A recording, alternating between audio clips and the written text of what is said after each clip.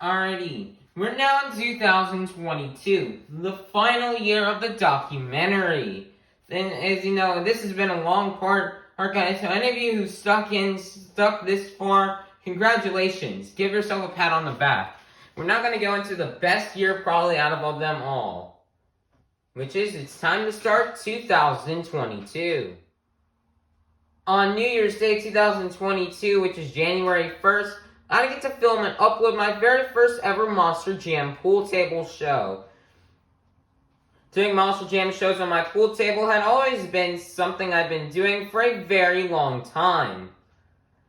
And it was nice to get to finally do a pool table show for you guys and upload it to YouTube. To kick off the new year and the new Monster Jam season. I'd also start on January 1st, start filming my very first ever Monster Jam season. Every single event was going to be filmed.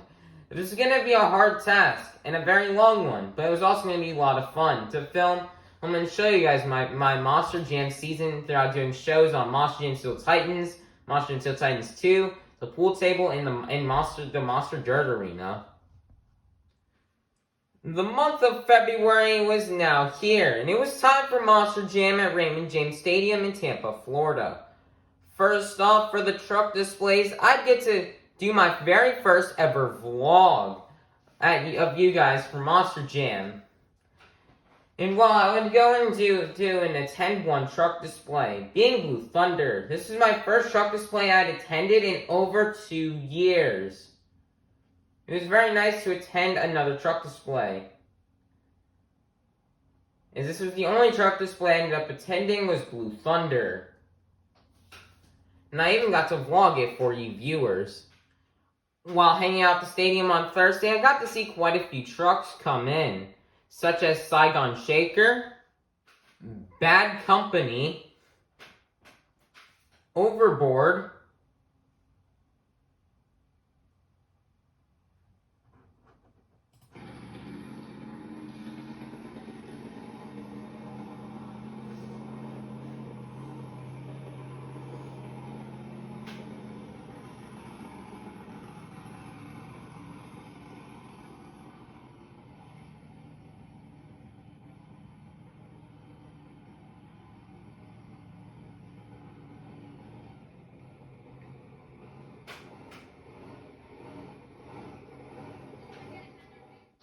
as well as Max D and Blue Thunder. I get to upload this vlog to YouTube for the first time. Luckily, we did not suffer from any issues with copyright. Also, as well, guys, with this vlog, when I woke up the next morning and go and check in on the vlog, after uploading it the night before, I ended up getting at least almost 500 views. And that this video was growing quickly to become one of my most viewed videos on YouTube. As it did become my most viewed video, became the most viewed video on my channel on the next morning. It would be time to hang out at the stadium again on Friday. And while hanging out at the stadium on Friday, I ended up getting to vlog it again for the channel. As this was really fun to do and really fun to vlog. Also, while hanging out at the stadium, I'd probably do one of the most dangerous things I've ever done while at Monster Jam.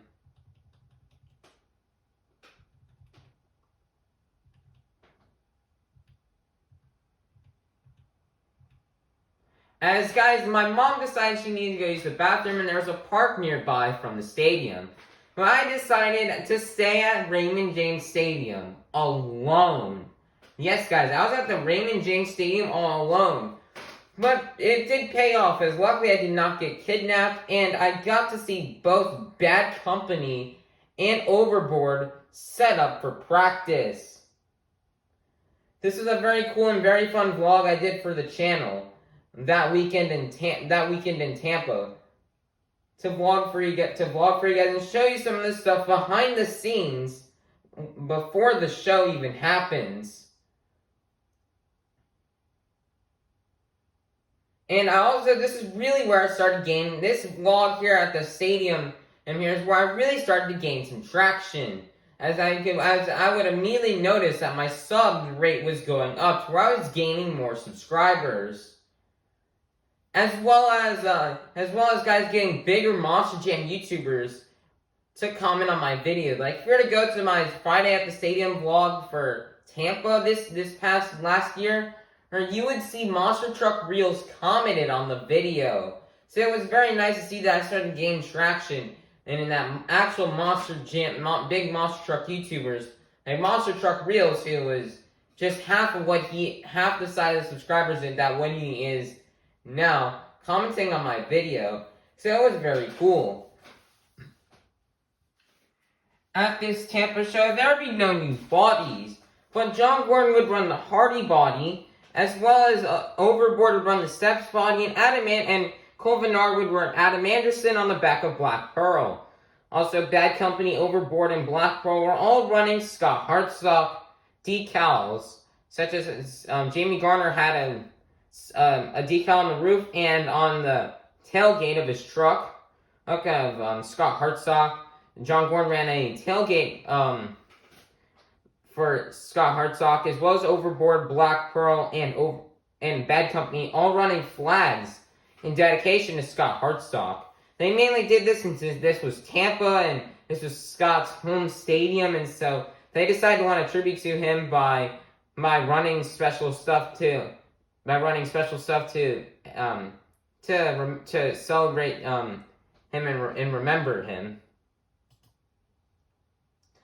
Alright, also, while at the pit party, I was able to meet I was able to meet all the drivers. Being Ryan Disharoon, Cynthia Gauthier, Tom Mentz, Adam Anderson, Nick Pagliuto, Bryce Kenny, Matt Pagliuto, Cole Bernard, John Gordon, Todd LeDuc, Mark Liss, and Jamie Garner. Now, this was my first time meeting a driver in over 2 years, and my first pit party in over 2 years. So it's finally nice to get to attend another pit party. I also got to meet Avengers Racing as well, which was really nice. And I even met the infamous Kermit. Yes, I did. I was able to get my chance to meet Kermit. Finally. So it was very nice and a very fun pit party in Tampa. And it was now time for the national anthem at Tampa, Florida. And that means it was time to get ready to go for my first show that I got to attend in 2022 to celebrate 30 years of Monster Jam, 40 years of Gravedigger, and to have my viewers ride along for the ride in Tampa.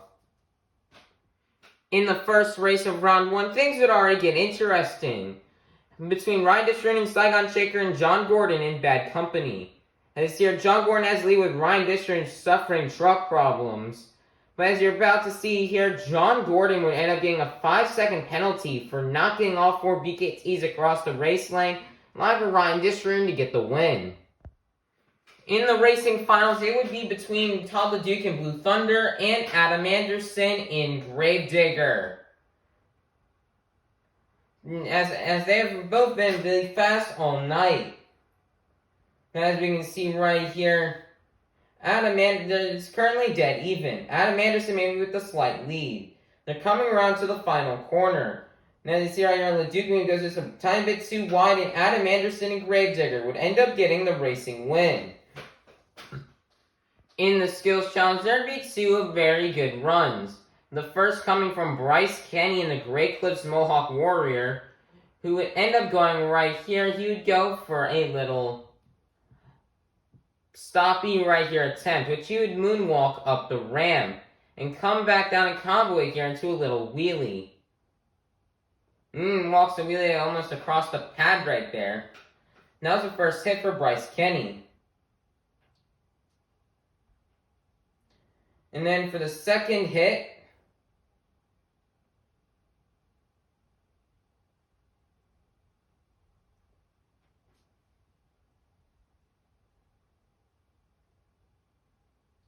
he would go for another stopping moonwalk combo off of the step up.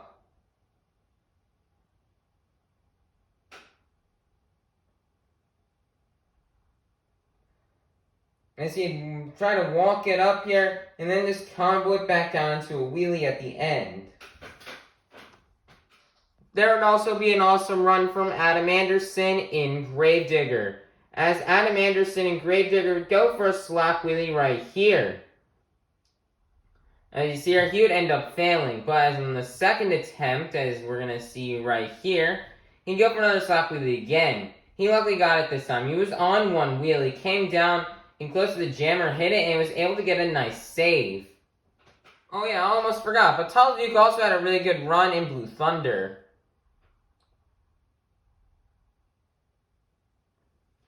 You see here, he had a really nice stoppie. He was able to moonwalk it out and walk it really far. Almost towards overboard in El Toro Loco. But would eventually put it down.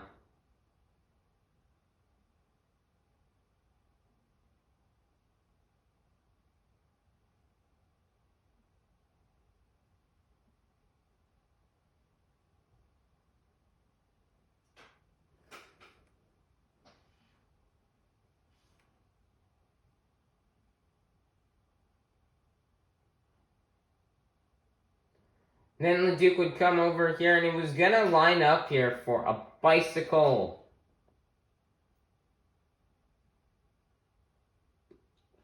Which he almost got into the moonwalk, but he just couldn't quite get the grip. But the winner would end up being Markless in El Toro Loco, who had a really good skills run. And so he walks over here, goes for the stopping moonwalk combo right here. And tries to walk it up the pad, but he couldn't. He'd line up and try to go for another attempt.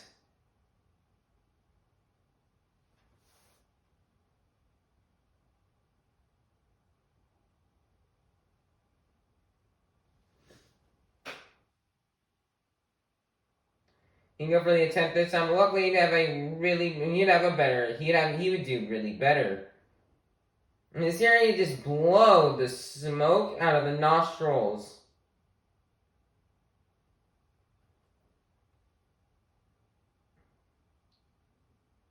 And was just really walking out this moonwalk.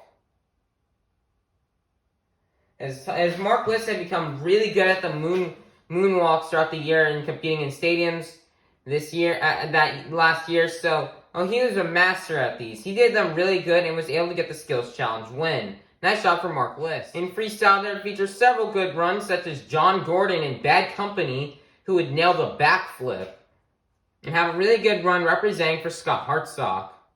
Despite having a broken truck, Ryan Disharoon would even have a really good run. This year, like one of those tires just wasn't spinning as really well. But the big cool things from the run would be this bicycle right here, which he would end up saving here off the ramp.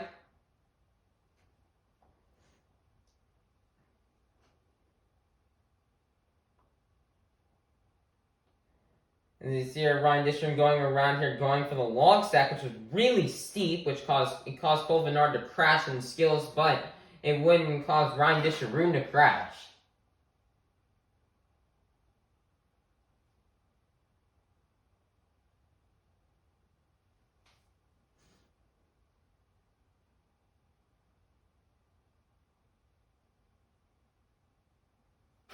And you see here Ryan Disharoon, despite having a broken truck, he was struggling a little bit, but he's still having some pretty good hits in his run. Even like this nice little send right there. And then he'd go ahead and line up for the backflip, which he would unfortunately fail because he had a broken truck and he couldn't save it. Then Markless would have an amazing run, including this backflip right here. Although he almost under-rotated, he was able to pick it around and get back on all fours.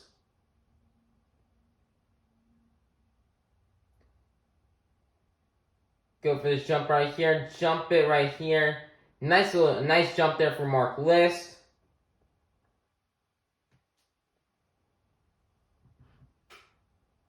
As Mark List was really becoming good at performing and having a good freestyle in a stadium from all the experience he had been having. With San Antonio and St. Louis under his belt, he was really starting to master these stadium freestyle runs. So you're getting more huge air right there. The hood's almost coming up. The truck's leaning a little bit, but Marquez is still going to throw down. He doesn't care. He even get a nice little stoppy attempt right there. And go around. Line up for the log. Get a nice little skywheel, although he kind of did bounce back. And goes ahead right at the end of time. Go ahead and go get a nice stoppy. Walk it up the ramp. And then set it back down and get it into a wheelie.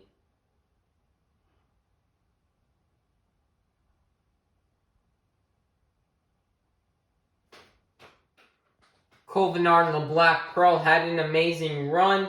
And as you see right here, he lines up for the backflip and nails it. Landing a bit hard on the back end, but luckily he didn't have any really bad damage to his truck. And then he would just go right here and send it. When we had three trucks still left to go in freestyle, meaning Tom Mentz and Max D, Adam Anderson, and Gravedigger and Todd LeDuc and Blue Thunder. These were the three big dogs in the house, and they could really throw down. But it did start to rain and slightly sprinkle, as you see right here. Not really track to get a little muddy. Tom Mentz was looking like he was having a slow start to the run, and he needed to pick up some of the pace.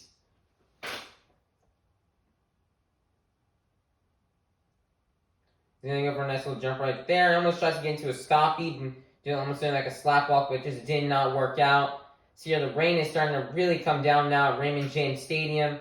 Tom Mentz would go over here for the jammer, but he would unfortunately have, I think, an engine or a transmission blow, which had his run be cut short. Adam Anderson and Gravedigger would have a really good run, starting it off with some huge air. Adam knew the muddy conditions because, you know, he grew up in the mud. He's an Anderson, so he knows how to navigate it.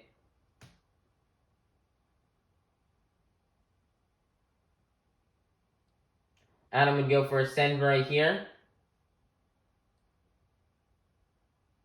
Doing a nice little donut here. Really nice donut there for Adam Anderson. Go right here. Go across right there.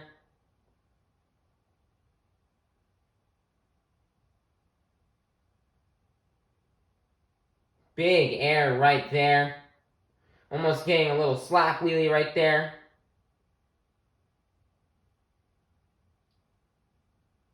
A nice little jump right there. Comboing it up. Trying to get a little slack wheelie there, but he couldn't. And Adam was just having a really good run.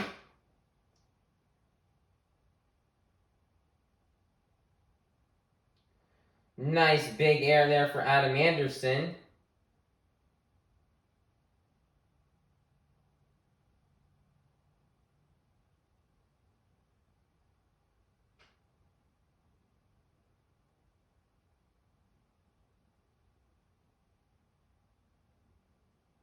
Adam would go for a nice little jump right there. Not even weird angles, but as you see here, he'd end up locking up a planetary, which locked up his rear right tire. Then, since with the broken truck, he would just go out here and do a nice little donut. And send off his run, so they didn't really have anything else to do with the locked up planetary. And that would be the end of the run for Adam Anderson. And then last up would be Todd LeDuc and Blue Thunder, who would have a pretty amazing run with a nice big air right there. And then he'd go over here and line up for the 8-pack, where he would crash and flip over and roll. But the winner of freestyles for all these amazing moments was going to be Cynthia Gauthier and Lucas Stabilizer, who would get a nice lap wheelie right here. They would line up here and get a huge send off the step up. They would go right here and just absolutely send it across the track. Luckily, still remaining on all 4 BKTs. Cynthia Gauthier and would then go over here for this other little jammer right here to go for another slap wheelie.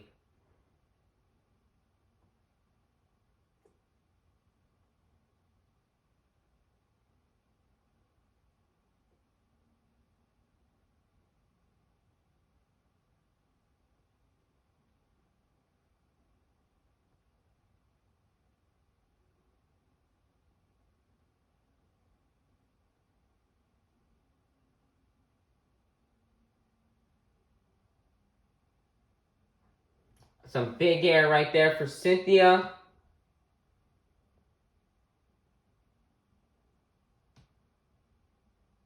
She'd go over right here. Get some more really nice air right there.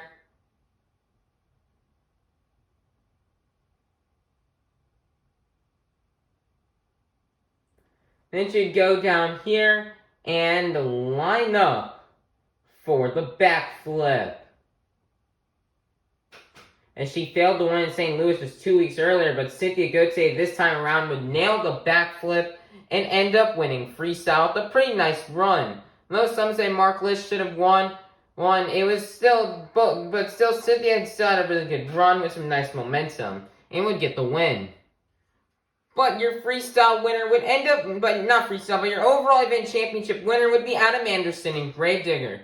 After getting 3rd place in freestyle, 2nd in racing, or 1st in getting the racing win, top 5 in skills, and 3rd place in freestyle, Adam Anderson would get the overall event championship, representing for 40 years of Gravedigger.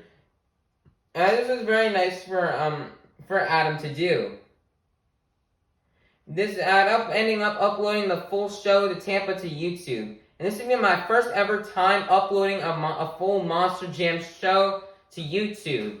And the views turned out doing amazing. By the time the next morning came, it would become my most, Tampa show #1 became my most popular video on my channel with the most views.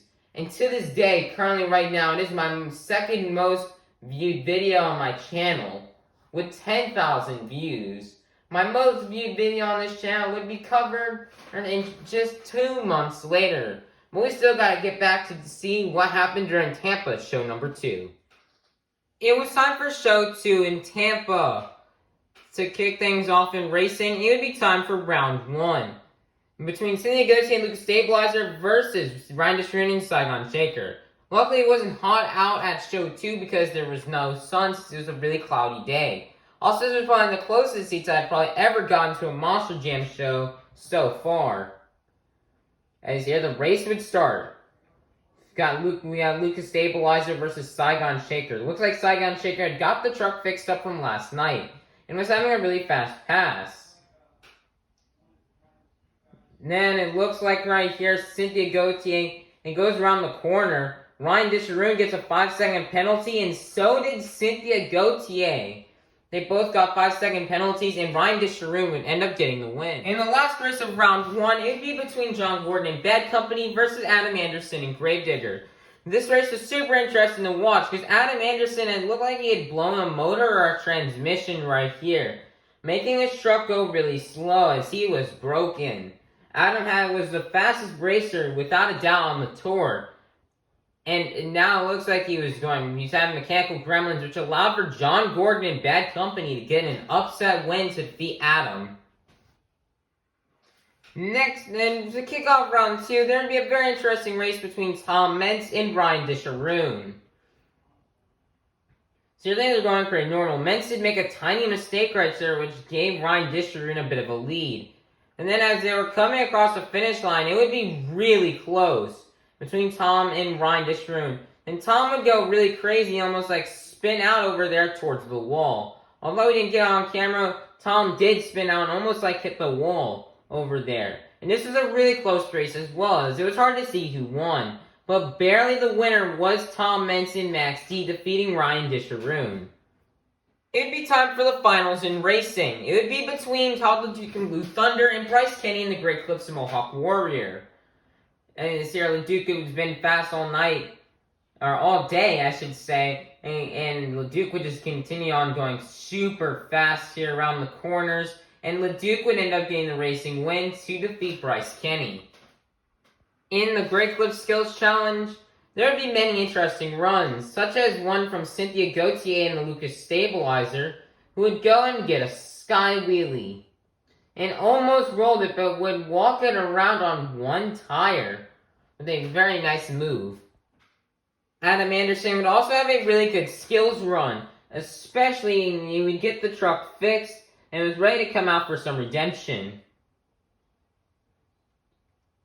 As Adam Anderson would get a nice little slappy right here and walk it down, then combo it back up, jump over the ramp right here, and combo it into another slap wheelie. Then for Adam's second attempt over here, he would go for a bicycle, which would be really well done.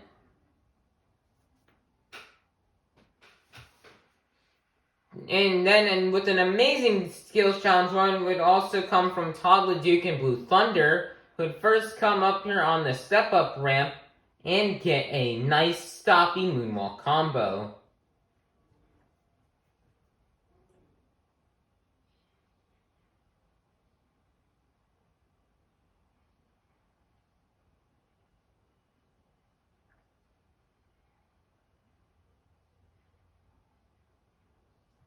So LeDuc would have that amazing moonwalk right there.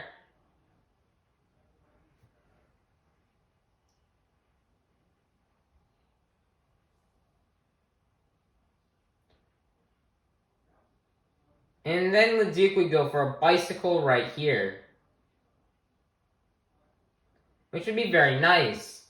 But this wasn't enough for the win. The winner in the skills challenge would end up being Ryan DeSharoon in the Saigon Shaker. We'd end up getting this really, really nice moonwalk, stoppy right there, and then would go around over here and get a nice little bicycle. Although Todd LeDuc should have won the skills challenge, DeSharoon still had a pretty nice run, and we were still really happy for him that he got another win. It was time for BKT Tire's freestyle competition. The first driver to go out would be Matt Pagrilulo and Jester. Matt had ended up destroying the body and skills. He'd first go out for a nice little slap wheelie, which you'd get although it was kind of short, he would still get a nice little slap wheelie. Go across some of the ramps, getting some nice air right there. And then over here, he would line up for the step up. And Gelmo then try to go up the step up, but the truck would just end up breaking, and he just couldn't continue. He wouldn't fill 30 seconds and would get a 0. The second truck to go out would be Jamie Garner and Overboard.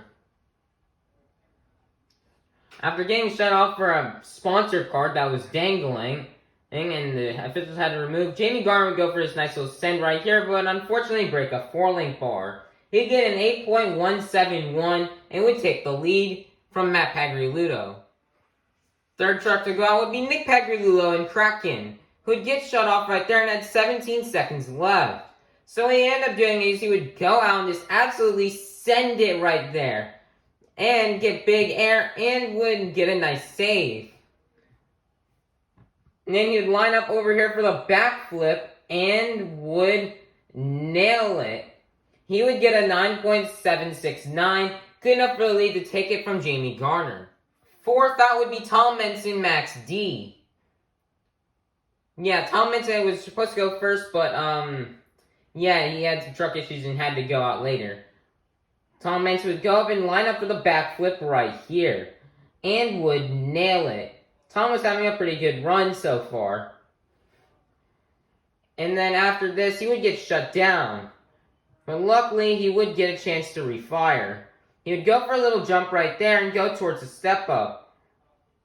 He'd go right down the step up and he would roll over. Many thought it was the end, but nope. Mens would sidewall save it and save it, and would get a 9.432. That would only be good enough for second place. Nick Pagrilulo and Kraken still had the lead. Fifth out would be Bryce Kenny and the Great Clips Mohawk Warrior, who would end up launching the truck right there and getting some nice air. He would unfortunately get a bad bounce and land the wrong way and would unfortunately crash. Bryce Kenny would get a 6.706. That would only be good enough for fourth place. Nick Pagrilulo and Kraken still had the lead. Next out would be Todd the Duke and Blue Thunder, who did amazing and had a really good run. With lots of huge air. The Duke would line up for it right here and just absolutely send it right there across the track. And had a nice little jump right there over the little jammer.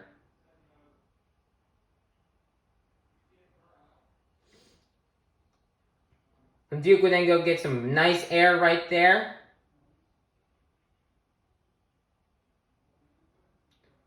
The Duke would then go and line up here for another send.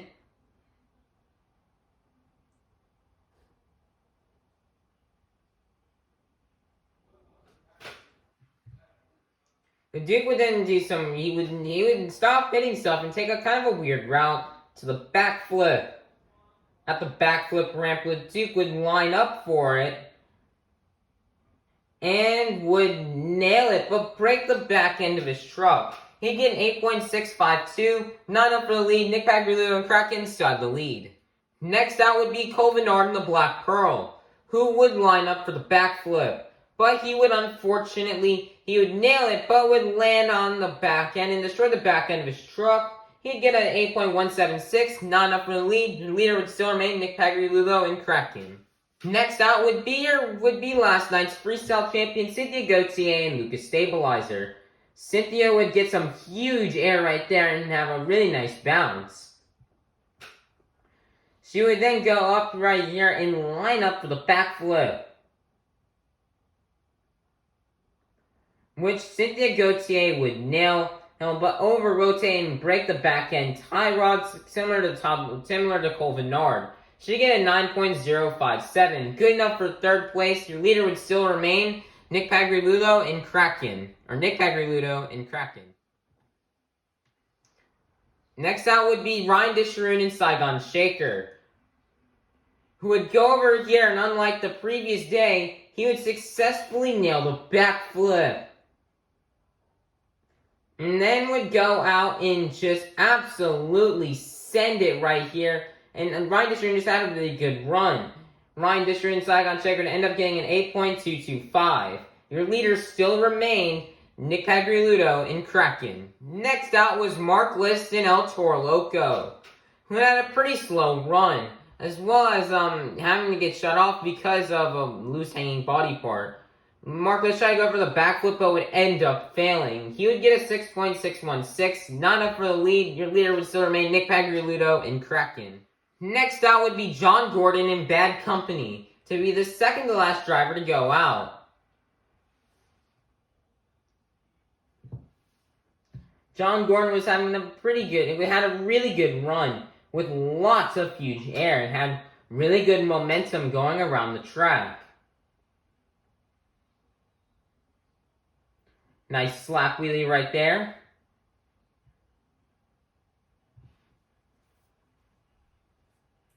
John Gordon would go over here and just get some really huge, it would get some nice air right there. Off the center, after the center pad right there in the middle.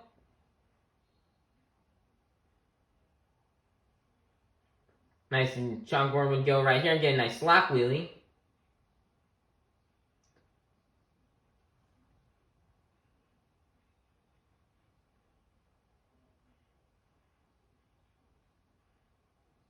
John Gordon would go for the step up and nail it.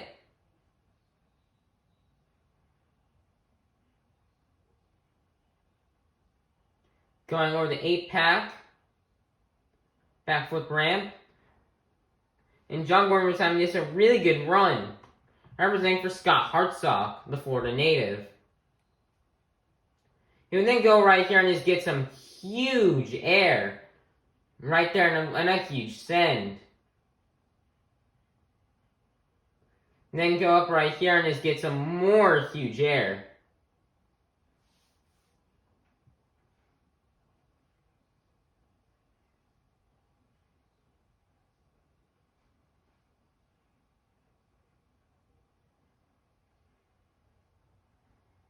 John Gordon would line up for the 8-pack and would nail it.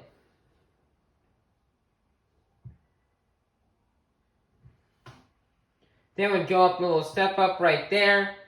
And that would be the end of his run. He would get an 8.941, good enough for 4th place. Your leader would still remain Nick Pagriludo in Kraken with 1 truck to go. It was time for the last truck to go to be Adam Anderson in Gravedigger. This was the one driver who could probably defeat Nick Pagriludo's score of a 9.769. Let's see, who would get the freestyle win? Would it be Nick Pagriludo in Kraken get his first ever stadium freestyle win? Or was it going to be Adam Anderson in Gravedigger? Let's find out.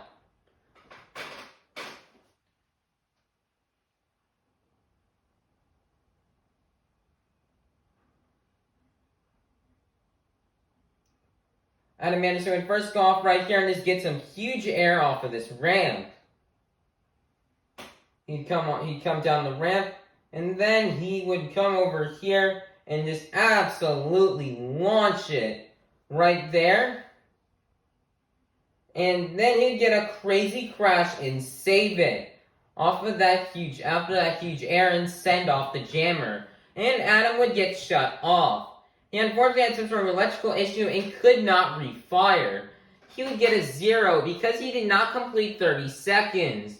Which meant your freestyle winner was Nick Pagriludo in Kraken. In fact, we fast forward right here. You can just see the emotional win for Nick Pagriludo in Kraken for getting his first ever stadium freestyle win of his career, which was really big for him, especially for it being in his hometown. And you see the emotion on him and his family. You can see there's his dad right there, Matt Pagriludo. And it would just be an amazing, really deserved win for Nick Pagriludo. Although Tom Meents probably should have won, Nick Pagriludo still threw down, especially at the end. It was his hometown, so it was really nice to get his first win in his hometown. And it would just be a really big congratulations to Nick Pagriludo.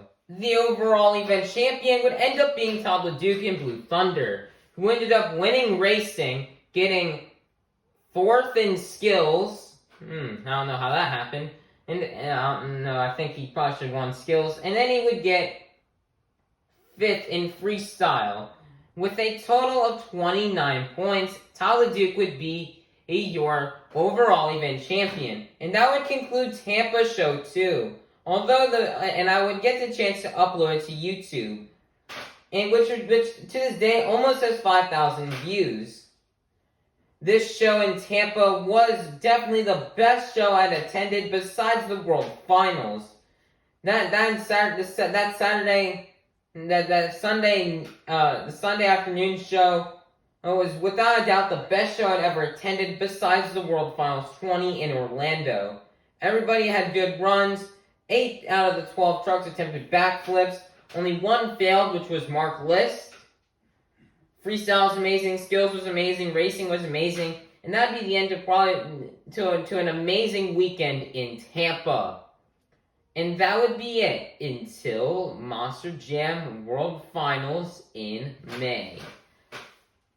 It would be time for Monster Jam World Finals 21 in Orlando. After a 3-year-long wait after the COVID pandemic, it was finally starting to lift. Things were starting to go back to normal. Well, and it was almost time, and it was time for the Monster Jam World Finals in Orlando. First off, some different things is that 4 competitions would be removed. The Showdown competition, ATV racing, Speedster racing, and Speedster obstacle course. They were all removed as it would just be racing, freestyle, high jump, and skills.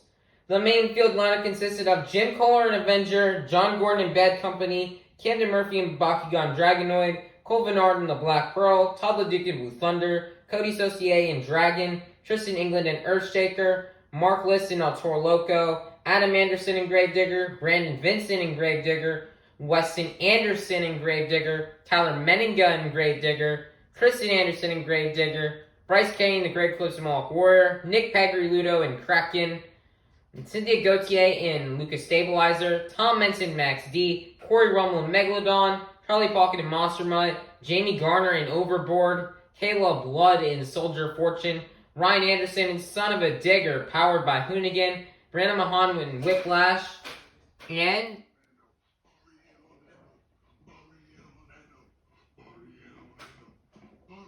in Zombie. Next up there, for the Great Clips 2 Wheel Skills Challenge, lineup would feature Candy Murphy and the Bakugan Dragonoid, Todd LeDuc and Blue Thunder, Tristan England and Earthshaker, Armando Castro and El Toro Loco, Brandon Vincent and Gravedigger, Tyler Menninga and Gravedigger, Tom Menson Max D, and Ryan Anderson in Son of a Digger, powered by Hoonigan. The Lucas Oil High Jump competition would consist of Jim Kohler and Avenger, Todd LeDuc and Blue Thunder, Christian Anderson and Gravedigger, Cynthia Gauthier and Lucas Stabilizer, Tom Menson Max D, Corey Romo and Megalodon, Ryan Anderson and Son of a Digger, powered by Hoonigan, and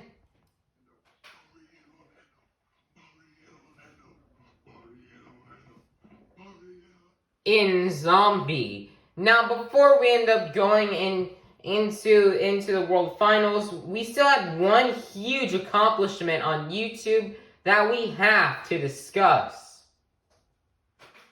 On April 30th, 2022, I ended up going down to do another pool table show. This one was for East Rutherford, New Jersey.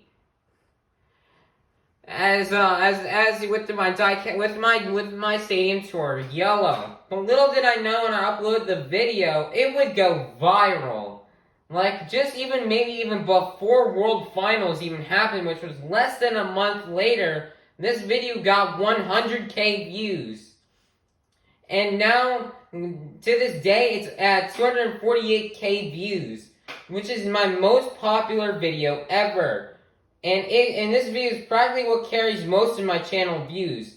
As I'm recording this, I'm around 405,000 channel views. And the majority of the channel views come off of this one video. This video legit carries my channel views, and puts my second most popular video, Monster Jam Tampa Show 1, from IRL to shame, as that has 10K, this has 248K. I did not know how I did this. I mean, the thumbnail was just Son of a Digger sitting on the pod. This was not even the same day as the IRL event, because this was 1 week later. So I don't know if it was a thumbnail. I don't know if people just really love East Rutherford. I mean, that's a really popular city. So maybe that's why, but guys, I don't know. But it was still, guys, very cool just to get to see a video a pool table Monster Jam show get 200K views. That's something that I did not expect to see coming. I did not expect to see I didn't think it was possible for a pool table monster truck show to get over 200,000 views. To this day, it still shocks me and still amazes me on how that's possible. And hopefully we can start to get more pool table shows to get views like this. But now, guys, it would be time for the World Finals in May. On May 17th, 2022, I'd end up having my last day of school. Well, for my last day of middle school. And then on the day after, we still had some business to do before we could leave for Orlando. First up, on Wednesday, May 18th, I'd get a new Battle for Bikini Bottom speedrun PB in 5 hours, 50 minutes, and 19 seconds.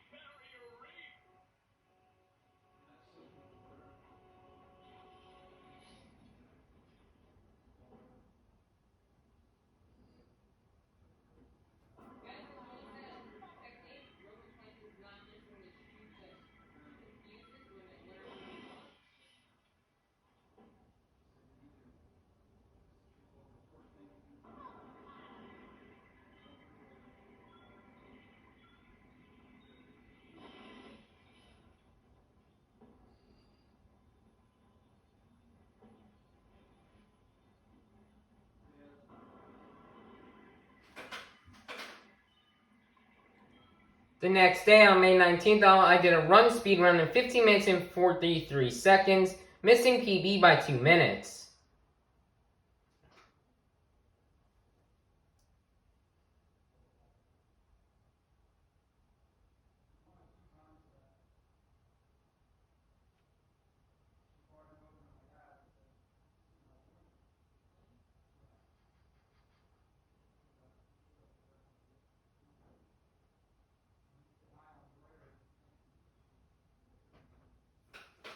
On Friday, May 20th, we'd end up leaving to head down to Orlando, but after some traffic, we would eventually get to the stadium.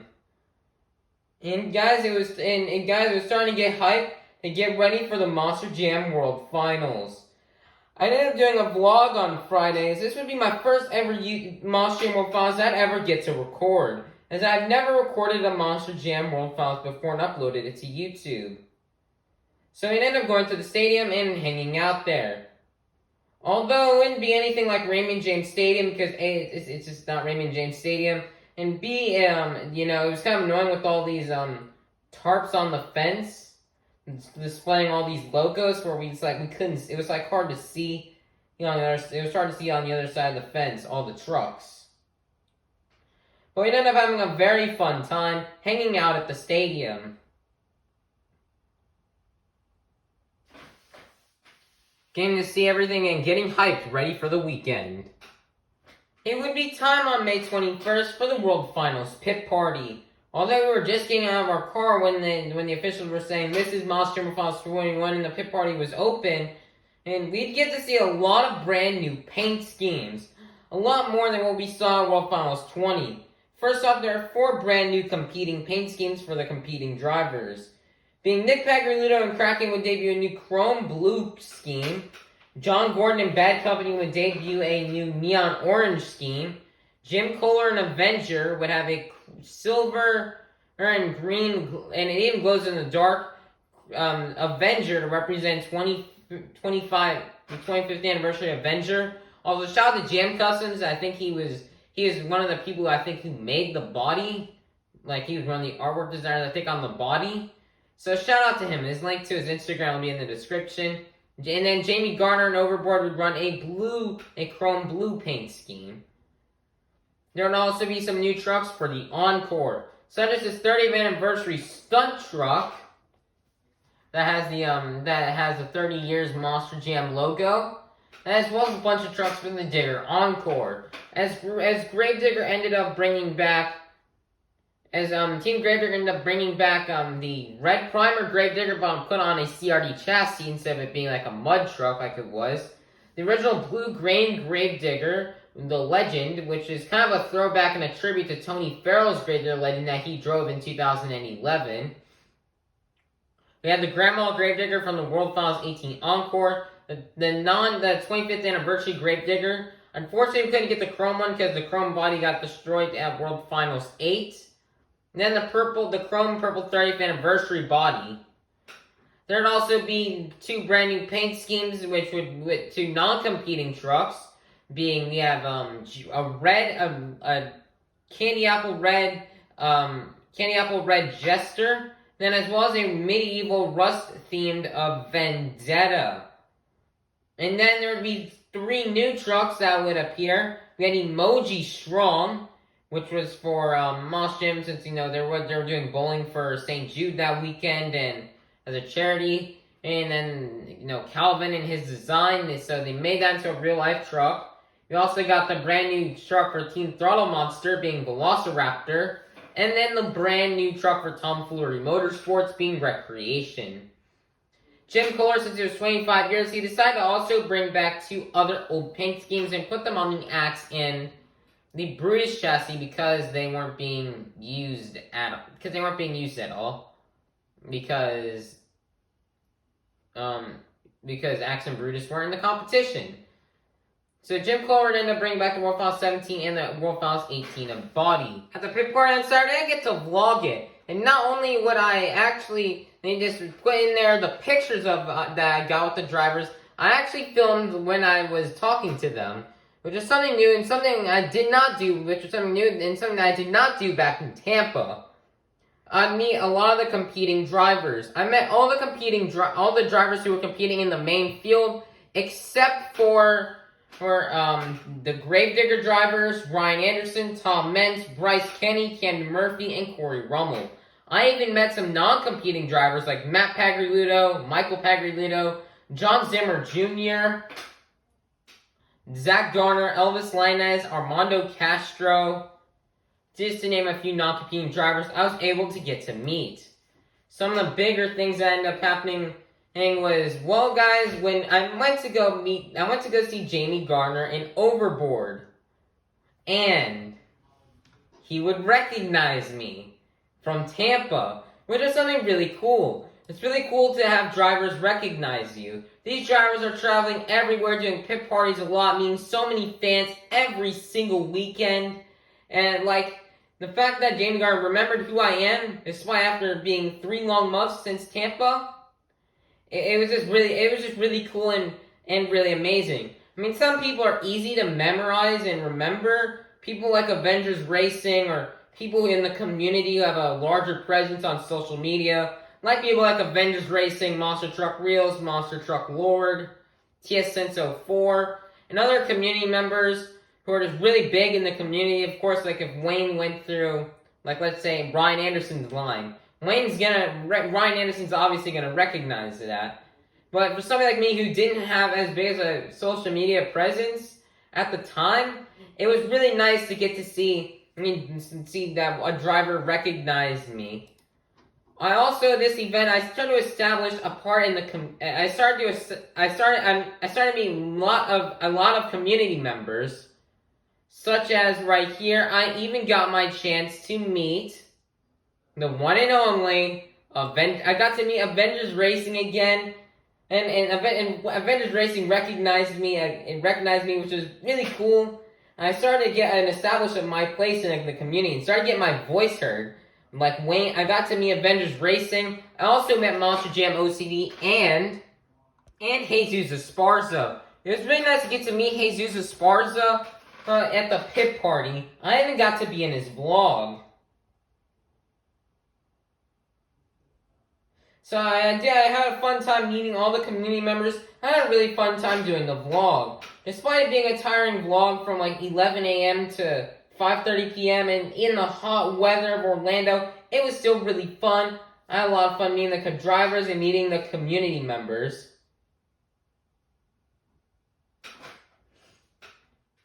We were 10 minutes away from the start of Monster Jam World Finals 21. We were all getting really excited. After 3 long years, a pandemic, we were finally about to start World Finals. Until 10 minutes before the show, we had a repeat of World Finals 20, where we had inclement weather delay due to rain pouring down on the track. This most likely happened due to the fact that this happened because, we can run the show in the rain, but not the lightning, because lightning is too dangerous. And plus, what we really feel bad for is the track and the track crew, as the track crew had been working really hard to keep the track dry, after it had rained the previous night pretty hard during the awards show. So they worked on the track really hard.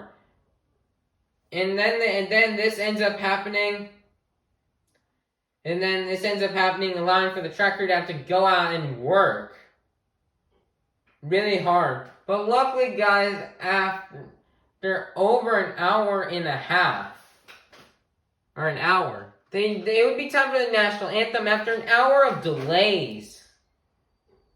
And the track crew was able to work out the track and get it ready for the show. After the national anthem was over, Monster Jam would return to its regular music until we heard this song play.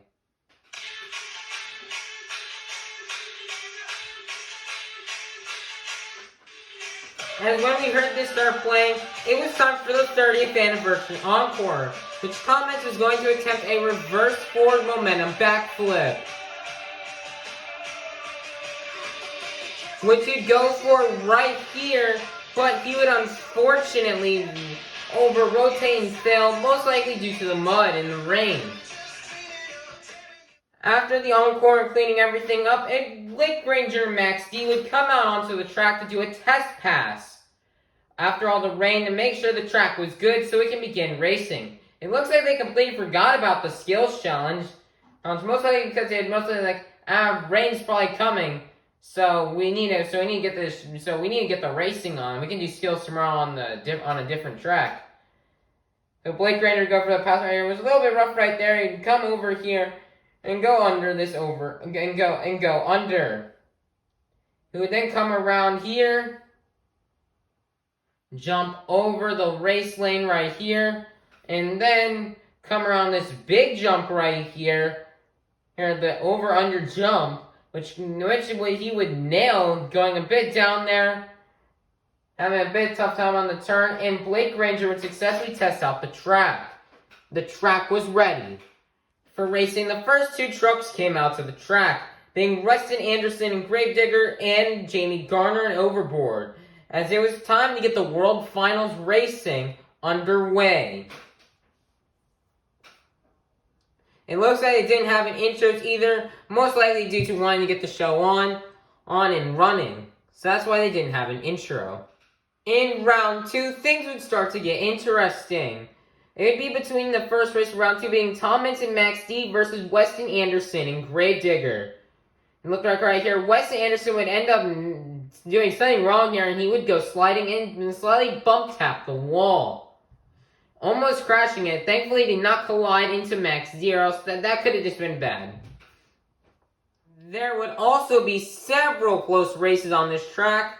One being one of the examples in round 2 being between Todd LeDuc and Blue Thunder and Cole Vennard in the Black Pearl. This year it looked like Todd LeDuc had the lead. But when you take a look right here, it is really close. There's Blue Thunder and then Black Pearl. It's really hard to tell who won the race by where we were sitting. But Cole Vennard would end up getting the win. There would also be insane upsets, such as right here, we have Cody Saucier and Dragon versus Corey Rummel and Megalodon. As you see right here, Cody was the second fastest qualifier, but the mud completely changed everything. Corey had an advantage since he had ran in the mud not once, but twice. He had ran this track after the rainy conditions. Most likely because of a staging light issue they had to rerun the race. And Corey would end up upsetting Cody. And then another upset they could see here would be between Adam Anderson and Gravedigger and Brandon Vincent and Gravedigger. Adam had been fast in racing all season long, had took home several racing wins, and finished in the top 8 in qualifying. As you see right here, Brandon was just super fast. As we can see if Adam would be able to get the win. Brandon looks like he had the lead. He had been so consistent. He'd go over the over-under jump and would have the lead. And by a long shot, or maybe it was a bit close, but Brandon would actually end up taking the win and defeating Adam Anderson. The semifinals is where things really got interesting here in the World Finals racing, as we were down to the 4 fastest and most consistent drivers here on the track all night, being Tristan England and Earthshaker, Ryan Anderson, Silverbullet powered by Hoonigan, Tyler Menega and Gravedigger, and Brandon Vincent and Gravedigger. It'd be time for the first semifinal race. Tristan had been really fast on this track all night, as he had been probably the fastest competitor. He had insane speeds. Currently right now going on the over-under jump, Tristan England it's about dead even. Ryan Anderson would continue going on, having a nice jump right there. Tristan England, though, would end up spinning out and over-rotate too early, and which would cost him. It was the same mistake he did in the last round, but Tom got a 5-second penalty, which allowed him to get the win. Ryan Anderson and Son of a Digger would end up getting the win and would defeat Tristan England. Ryan Anderson was going to the finals for the 3rd time in his career. And then next up in the semis would be between Tyler Menega and Brandon Vincent.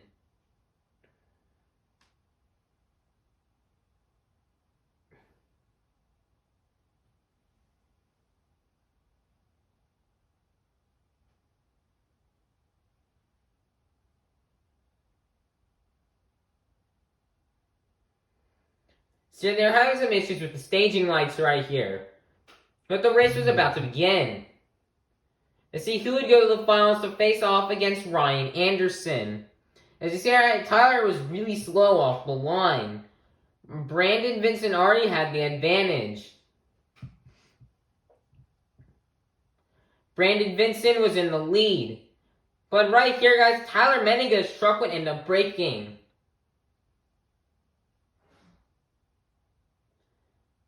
Then, since they didn't have time to rerun a race because of rain incoming, Brandon Vincent would end up advancing to the finals, and it'd be Brandon versus Ryan. They ended up towing Tyler Meniga off the track really quickly after that race, because the rain would start to slowly come down as they were getting Tyler Meniga's truck off the track.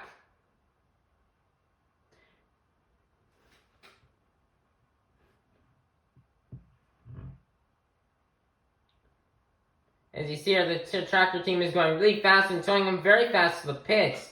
It would start pouring down rain as they were getting staged and ready for the final round in racing. This is gonna be insane. Brandon versus Ryan in the rain. It looks like they were gonna run despite all the rain. You would think they were gonna go into inclement weather. Well, if you thought that, no. They were gonna race it in the rain. The crew chief versus Ryan Anderson. The rain was pouring down in Orlando, Florida. Tornado warnings everywhere, hurricane force rains, lightning everywhere around the stadium. The lights would go green and the race would begin. The final round. The championship race, Ryan, although you can't see it from my footage, Ryan Anderson would barely one tire the race lane over here. Now guys, it was unknown if 5-second penalties would count due to the slick weather. We are going to assume they did. So Ryan Anderson was already off to a 5-second penalty. Is this would already almost immediately give Brandon the win.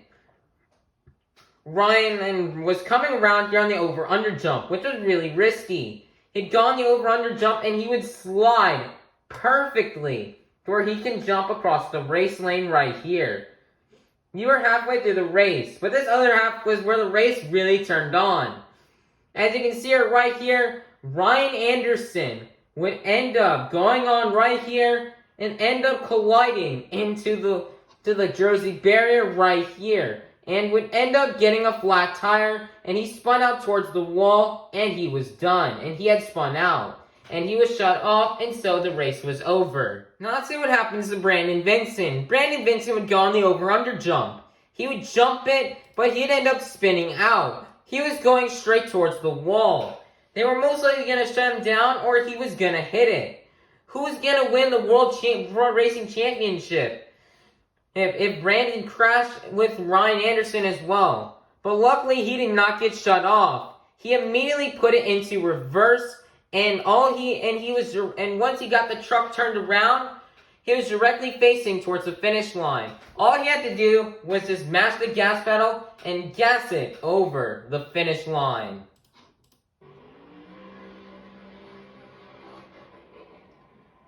As Brandon Vincent would gas it over the finish line and become your World Racing Champion.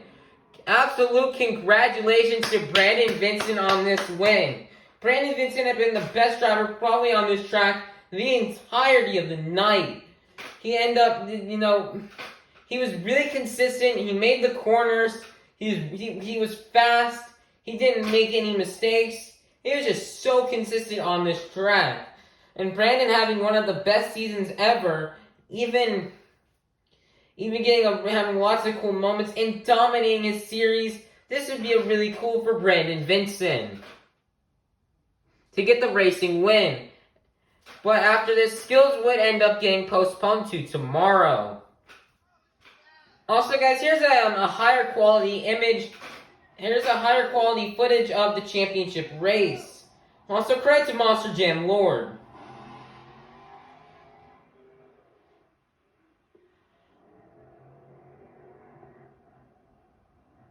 Credit to MonsterJamLord for this really cool quality image of the final round race. Link to his channel will be in the description.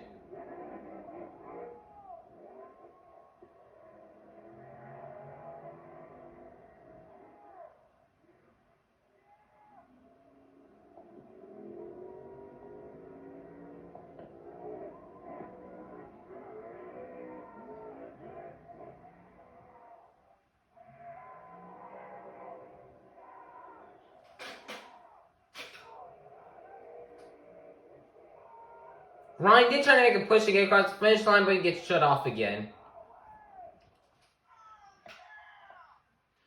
It would be time for day 2 at the pit party, as I end up getting to meet Ryan Anderson and wait 2 hours in the Gravedigger line to meet the 5 digger drivers. Now it as well also meet Tom Meents. It would be time for the national anthem at show 2 at Monster Jam World Finals 21. Once the national anthem was over, it would be time to begin the finale of 2022. In the skills challenge, unlike the previous year, we had 2 rounds and then 2 hits per round, and equaling up to 4 hits. There would only be 1 hit due to not wanting to drag the show on for too long. And so first off, there'd be 3 really good runs.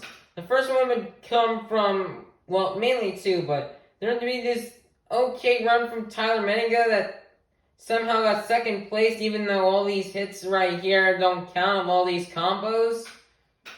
They technically don't count. They're technically for the fans.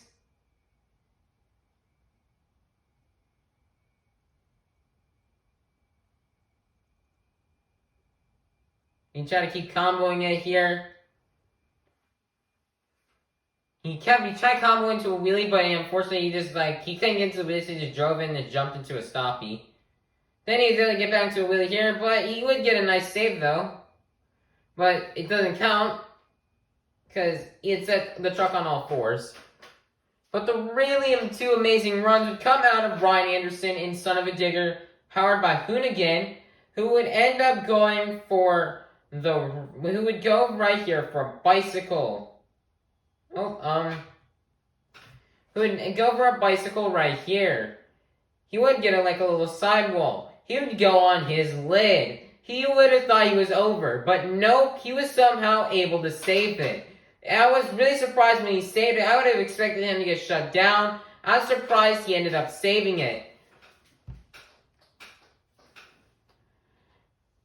Especially for how long he was on his lid. Also, guys, there was an addition for judging the skills and freestyle. There was the addition of professional judges, where the fan judges will vote as well as the professional judges.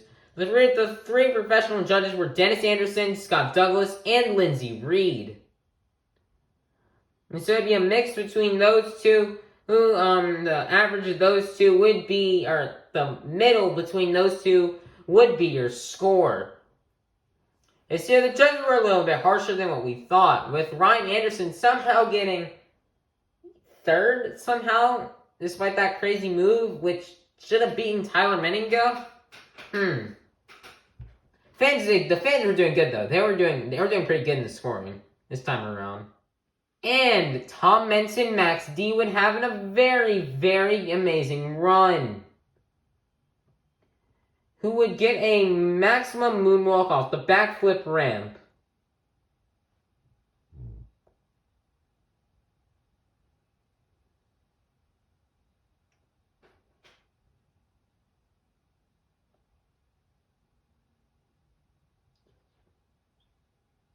We'd start with the maximum moonwalk, would come up right here and do the maximum moon flip. And he didn't even set the truck down. He just went full in and saved it. This was really amazing for Tom Meents and to get the win with this amazing move. He almost walked into a stoppie, but got a nice save.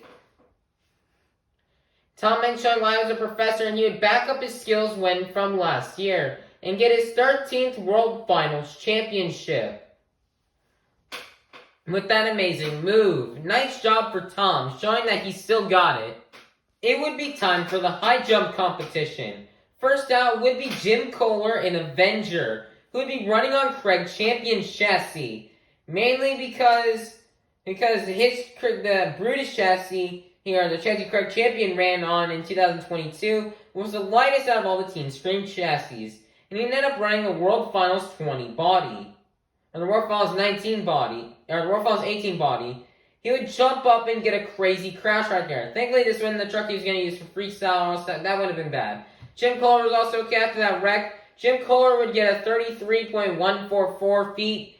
heat high, which would be enough to take the lead and to kick things off. Second out would be Todd LeDuc in Blue Thunder, who would get a 32.732. That'd be good enough for second place. Jim Kohler still had the lead.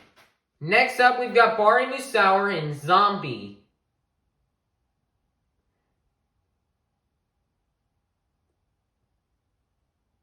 Bari would go for it right here and go really high. Bari Musauer would get a 36.437, and that would take the lead from Jim Kohler. Bari Musauer would become your brand new leader. Next out would be your defending high jump winner from 2019, being Cynthia Gauthier and Lucas Stabilizer.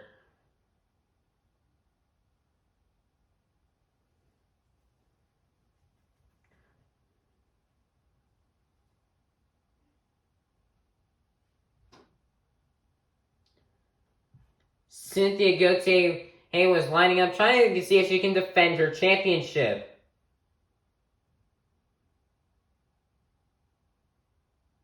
Cynthia Gauthier would go on a really big high jump. She'd get a 33.555. That would land her in second place. Bari Musauer would still have the lead. Cynthia Gauthier was not going to defend her high jump championship. Next out would be Corey Rummel in Megalodon.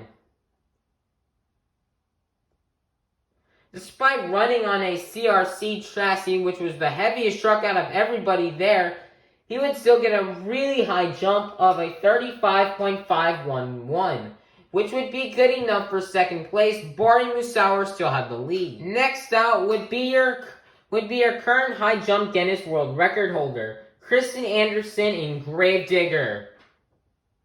Kristen Anderson would line up for it and would, well, just not go really that high. She'd only get a 23.265, which would be good enough for sixth place. Your leader had still remained to be Bari Musauer in Zombie. Next out would be Ryan Anderson in Son of a Digger, powered by Hoonigan.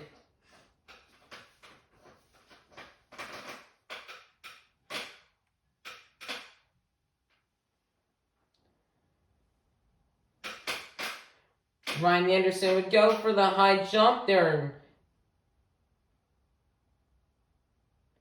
Ryan went for the high jump and would get a 38.906 feet, which would be good enough to get the lead. Ryan Anderson was your new leader. Last out would be Tom Menson Max D. Trying to see if he can get his 14th World Championship right here.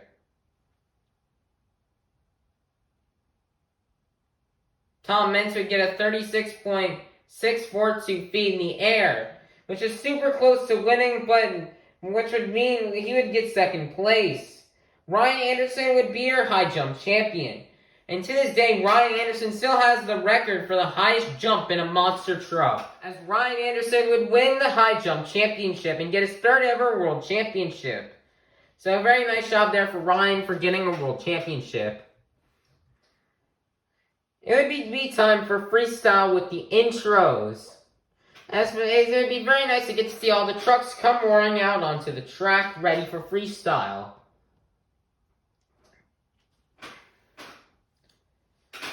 As all the trucks were actually able to come out for intros except for two. The two that could not come out were Tom Menson Max D, which he broke the back end of his truck, so that's understandable why he couldn't make it out, and Corey Rummel and Megalodon. I don't know why he didn't make it out for intros either, because, his truck seemed fine after this high. So it was really nice to see a full truck intro, with all 22 out of the 24 trucks roaring out onto the track for the freestyle intros. As it was getting time and hype for everybody's favorite competition, freestyle, where all the drivers can go out and do whatever they want. From crazy air to crazy saves, backflips, tentacle maneuvers. We could not wait. And it would be time to kick off freestyle. First out would be Cody Saucier in Dragon. As Dragon would get some big air right here, and even get a very nice little save right here.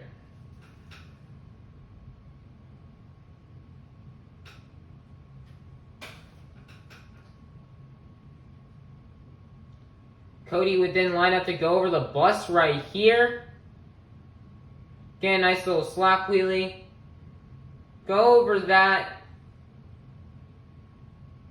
As Cody's really throwing down for his first stadium freestyle since Houston of 2000, October of Houston show 2021. Cody would go for the backflip and get a really nice backflip into a little moonwalk. As that was really good. And then Cody would end up ending out his run with a nice little bicycle right here. Sorry for all the people walking by. And that'd be the end of the run for Cody associating Dragon. Dragon would end up with a 7.373. That would be good enough for the lead to kick off freestyle. As Cody had a really good kickoff freestyle run. Probably one of the best kickoff runs to a World Finals freestyle we had probably ever seen, besides maybe Cole Bernard and Gravedigger in 2016. Second out would be Weston Anderson in Gravedigger. As Weston, this would be his first ever big stadium freestyle in Monster Jam, as he is already throwing it down, getting big air like that. Weston would then go around and get some more big air right here, bouncing off that thing right there, and even comboing it into the bus. Anderson would then line up for the backflip, as you're going to see right here. But he would, though, unfortunately fail with a crazy crash. Next out would be Nick Pagliarulo in Kraken, as he'd go out right here and go for the step-up ramp, and would get a really nice sky wheelie. And walking down a nice little slap wheelie down the back. He would then go around over here, but then you hear his engine start popping. And it had looked like he had blown a motor. And so that would be the end of the run for Nick Pagliarulo in Kraken, as he would end up getting, he had an electrical issue, and Kraken would end up getting a 0. Which would be unfortunate. This was actually the first World Finals with the 30-second rule. And it looks like Kraken would be the first ever driver to be affected by the 30-second rule in World Finals. As he'd score a 0, Cody associating Dragon would still have the lead. Next out would be Brianna Mahan in Whiplash, who's looking to have another good run like the one she had in 2019 with all the crazy saves. This was her first day in freestyle since El Paso, Texas 2020. But she'd get on a bicycle right here and unfortunately crashed. Whiplash would get a 6.320. Not enough for the lead. Cody associating Dragon would still remain in the lead. Next out would be Jamie Garner in Overboard. He would go right there and get a bad bounce, but he would unfortunately save it and have a really good save. Probably the best save we'd seen so far. Jamie Garner would still keep going even though the truck sounded broken. As you can definitely tell with the engine and the motor. As that would be the end of the run. Jamie Garner and Overboard would get a 7.473. Jamie Garner and Overboard would take the lead from Cody Saucier.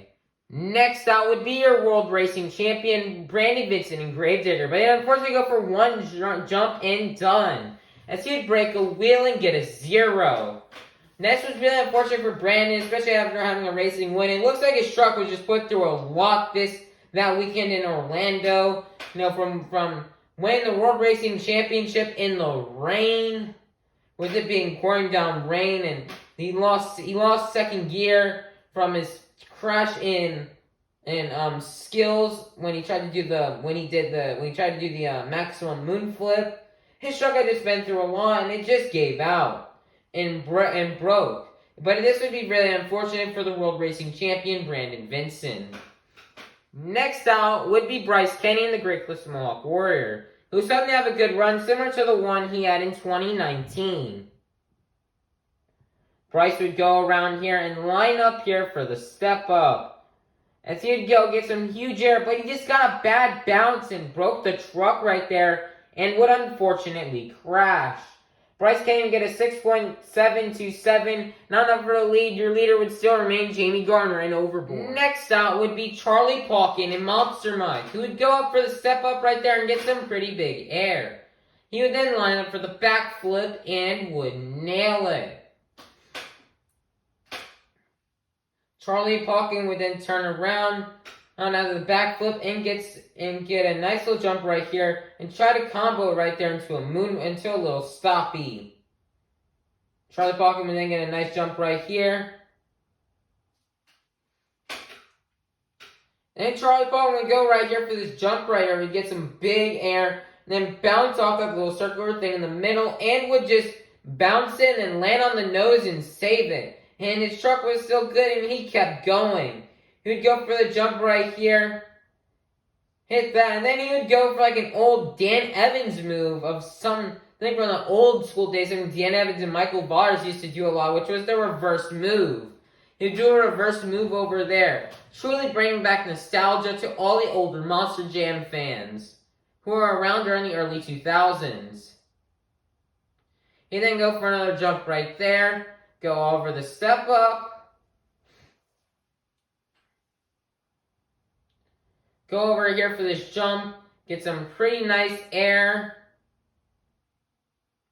getting almost a little bicycle, and that would call it for Charlie Pauken in Monster Mud. Charlie Pauken would get an 8.343, which would be enough for the lead. Charlie Pauken would be the new leader, taking the lead away from Jamie Garner. He'd even do the Chucky dance to celebrate. Next out would be Tristan England and Earthshaker, who'd have a jump like that, but unfortunately the World Finals freestyle bad luck streak continued as he would break a tire. Tristan England had a pretty tough issue with World Finals freestyle. He had actually a really good run in World Finals 18 as he actually nailed a backflip. World Finals 19, he crashed on the first hit, and then he crashed again on the second hit in 2019, and then this year it just broke again. Tristan England and Earthshaker would get a 4.437. Not enough for a lead. Your leader would still remain Charlie Pauken in Monster Mud. Next up was John Gordon and Bad Company, who would nail a backflip right there. He'd get stuck right there, but luckily he would get unstuck. He would then go over and line up here for like another little 8-pack, because they had actually embedded two cars right there, which would serve as like an 8-pack backflip ramp or a mini flip. He'd get the nail that mini flip and would just completely walk out a wheelie, which would be very nice from John Gordon. John Gordon and Bad Company would end up getting a score of an 8.174. which would score him to be in second place. Your leader would still remain Charlie Pauken in Monster Mud. Next out would be Bari Musauer and Zombie. As you'd see here, he'd have a pretty good run, with a lot of consistent movement. He'd nail a backflip right here, and then he would go right here, have a nice little jump, get a nice little save right there, turn around, and would line up for the blue backflip. As one backflip to Bari Musauer, it just wasn't enough in his book. So he would go for another backflip and would nail it.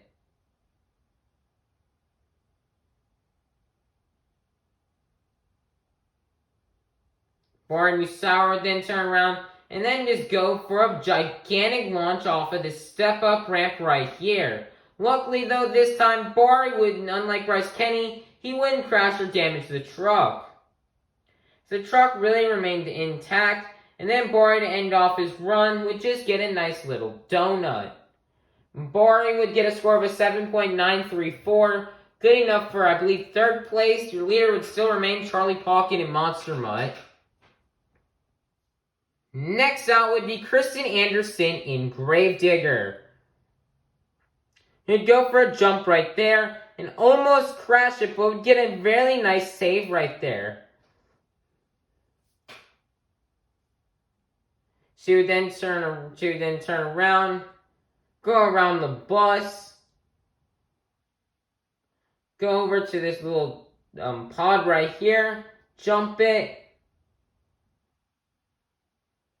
And it sounded like we were listening to Kristen's truck that it had some mechanical gremlins. Should go for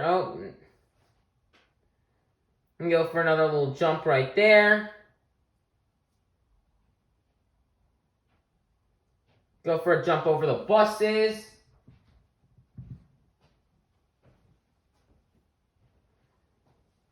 And jump over the bus again.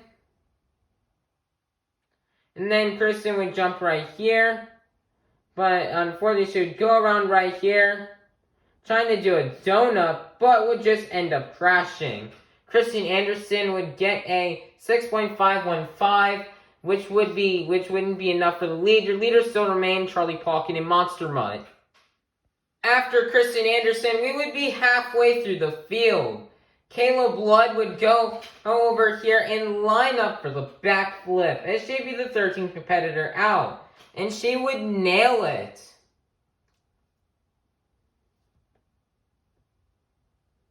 Kayla Blood would then go for a nicer launch off the ramp. Luckily, she would not break her truck. Get a nice tiny little slap wheelie out of that. And then she'd go for another jump right there.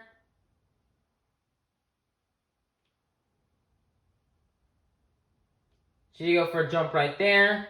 I'm getting a nice little save. And she would back it up here. Then to end off her run, she would end up lining up for the backflip right here and would nail it. So Caleb Blood would get a 7.226, which would not be enough for the lead. Your leader would still remain Charlie Palkin and Monster Mutt. Next out would be Mark Lisnell Torloco, who would get a very nice backflip and would get it into a moonwalk. He would by far get the best backflip and moonwalk I've probably ever seen. Probably better than the one Camden Murphy got at World Finals 20. As he'd get a moonwalk and just walk it up the ramp. He would just walk it up the ramp and have probably the best backflip and moonwalk I've probably ever seen. Mark List would get some big air right there.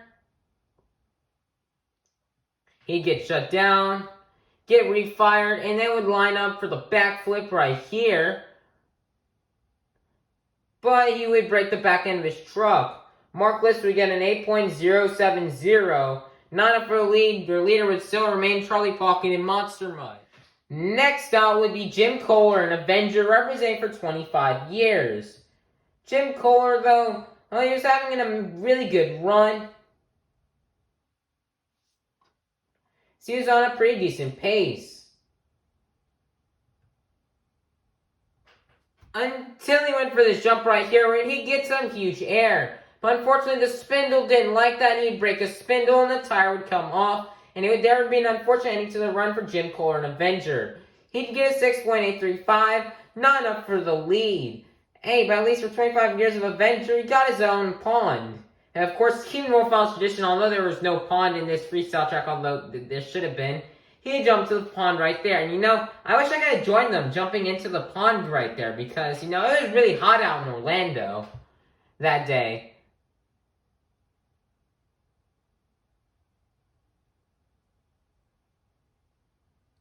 Jim Kohler he tried to go down the slide, but, he kind of didn't want to injure himself. Plus, the slide was just, a tiny bit too long. So therefore, and then Jim Kohler just jumped into the fountain, get cooled off. I wish I could have been in there with them. And that'd be the end for Jim Kohler. Next out would be Adam Anderson in Gravedigger. He had to run a different chassis to preserve his chassis for the Encore. Adam would line up for the car stack right here, but would unfortunately fail. Adam Anderson would get a 6.358, which would not be enough for the lead. Your leader would still remain Charlie Palkin and Monster Mutt. Next out would be Cole Vennard in the Black Pearl, who would nail a backflip right here.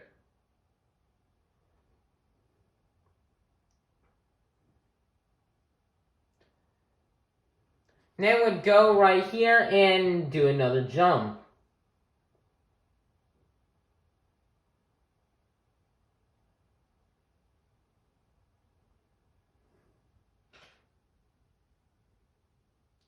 Colvinard would line up for the backflip again right here and would just nail it. After that backflip right there, Colvinard would jump over the bus. Get crazy right there, get a little cattywampus. He would go over here for the ram lineup at a bit of a weird angle. Crashing it, but Colvinard would just pull off a crazy save. One of the best saves I've ever seen. One of the best save I've ever seen Colvinard do. That may have topped his one from Orlando 2018 just a few years ago. Despite the crazy save, it'd only be a 7.967, which would be good enough for 4th place. Ooh, the judges were being a bit harsh today. Hey, your leader would still remain Charlie Pocket and Monster Mutt. Next out would be Cynthia Gauthier and Lucas Stabilizer, who's having a good pace like in Jim Kohler. She got hyped up right there on that jump. She tried to save it, but she couldn't. That would have been crazy if she saved it. She probably had the best save of the day, but she had unfortunately crashed. To get a 6.004, good enough for 15th place. Your leader would still remain Charlie Pocket and Monster Mutt. Next out would be Corey Rummel and Megalodon.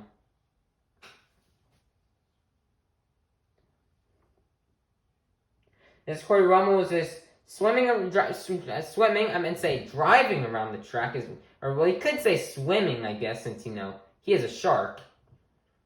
So Corey was just navigating the waters real quickly, trying to get a plan. He'd first jump on that jump, then go out here for this off the step up. He'd turn around, get another jump right here.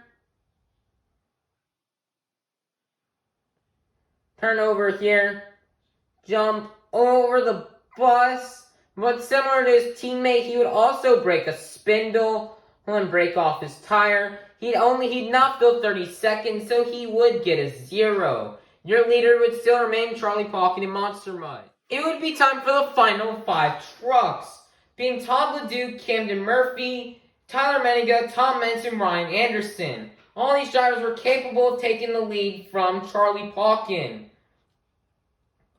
LeDuc would be the first of those 5. Thankfully this time, we didn't get an inclement weather delay for the final 5 freestylers, so that was really good. Unlike 3 years earlier. LeDuc would just be getting big air.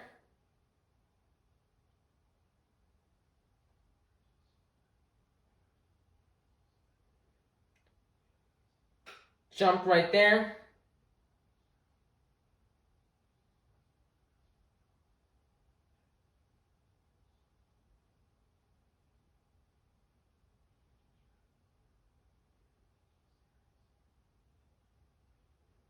Nice off a step up.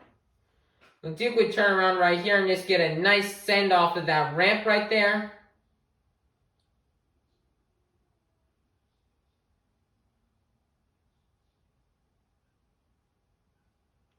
Tyler LeDuc would get shut down right here, but luckily he would be able to refire. He would go around over here slowly and would line up for the backflip. LeDuc would line up for the backflip and would get a consecutive. He ended up going backwards, but luckily he would save it. Then LeDuc really started going on the ragged edge.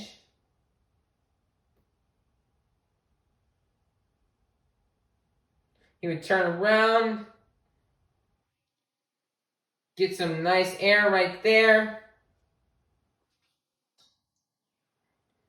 Now this is really where he starts getting on the ragged edge. You better be watching out right here. LeDuc would go right here, hit this little ramp, going like on a bicycle, turn right here, and would just save it like that. On top of the pole, almost like something you'd see like in Rings of Rods or Steel Titans or something.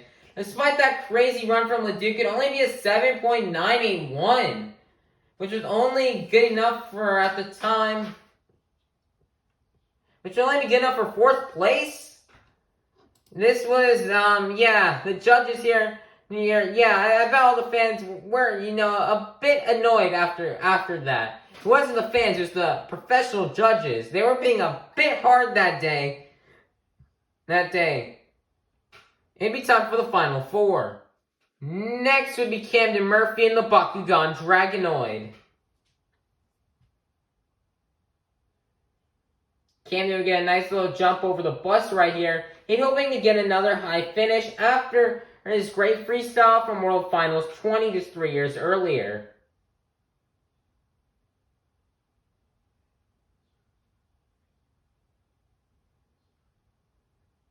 Murphy would line up for the backflip right here, hoping to get another good backflip to moonwalk like the one he got at World Finals 20, but he would unfortunately crash. Camden would get a score of a 7.052. Your leader would still remain to be Charlie Pauken in Monster Mud. Next out would be Tyler Menninga in Gravedigger, who would go for the backflip right here. He tried to get a little one-wheel moonwalk. He went back at it, and he somehow got it into a wheelie and would walk out the wheelie. Despite that cool move, Tyler Menninga in Gravedigger would only get a 7.788. Your leader would still remain to be Charlie Pauken in Monster Mud. It would be time for the final two. Tom Meents and Max D and Ryan Anderson and Son of a Digger, powered by Hoonigan. First out would be Tom Meents. These were the big guns. Could they overtake Charlie Pauken, or would Charlie Pauken get the win? We have to find out. Meents would start out right there with some big air. He'd go around for the step up and get some more humongous air right there. Meents would then turn around and go and get some more big air off of that jump right there. As Meents was having a really good run so far. Going a tiny bit slow, you need to pick up the pace a tiny bit, going a bit faster. Get some big air off the bus right there. Get a nice little jump right there. Now, this is really where the run started to pick up. Tom Meents would go off this side of the step up right here, jump it, and he would get on a slap walk. He almost went down, but he would just mash the gas pedal and reverse it. What an amazing move there from Tom Meents. Tom Meents would get a nice little jump right there, and we get even a nice little save right there. Meents would then go for the backflip right here and would nail it.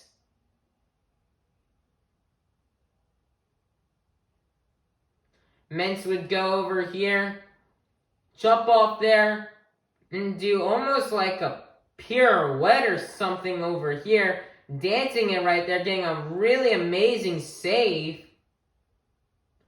Jumping it right there once again. Jumping over the bus.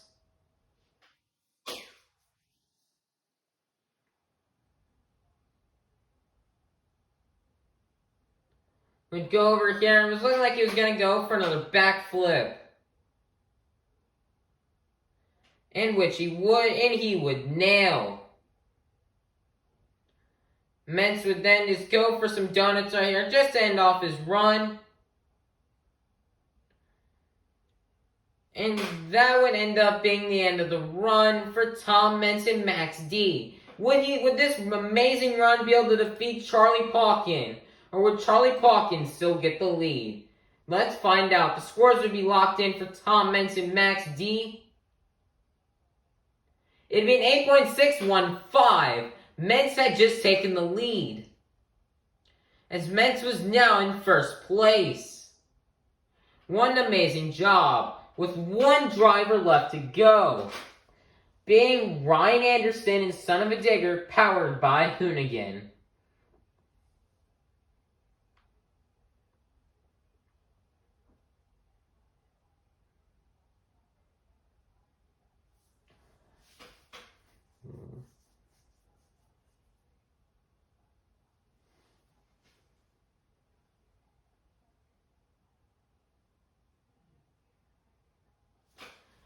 It'd be time for Ryan Anderson to go out for freestyle. Who would get the freestyle win? It was all down between Meents and Ryan Anderson.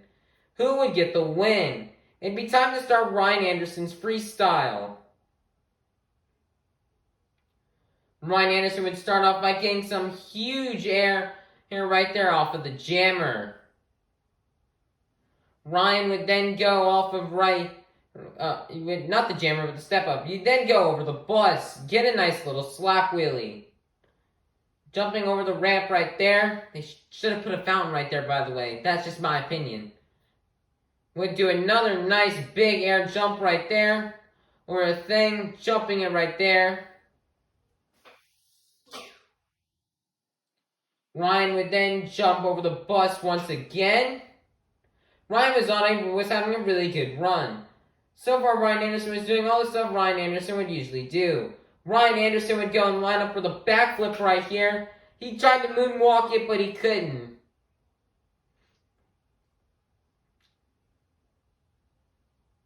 Ryan would then go for a big jump right there. Land almost on the bicycle. Ryan would go for this jump right here. Get a slap wheelie, get a stoppie right there.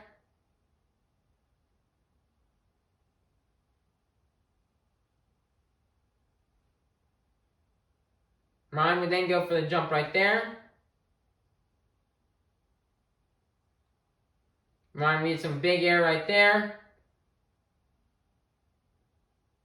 Ryan was going to try to turn around here because he was going to be the first driver to line up and attempt the 8-pack. Ryan would attempt the 8-pack and would nail it. And just get a wheelie out of it as well. Third time we saw a wheelie off of a backflip that day. Ryan would then just launch it right there over the bus. Getting a little bicycle right there. And saving it. Ryan's tire was starting to lock up. Ryan's truck was just about to give out at this point. After racing in a crazy final round race, skills challenging high jump. In this crazy freestyle run, Ryan's truck had been through it. He would roll over. This run was pretty amazing, but would it top Tom Menz?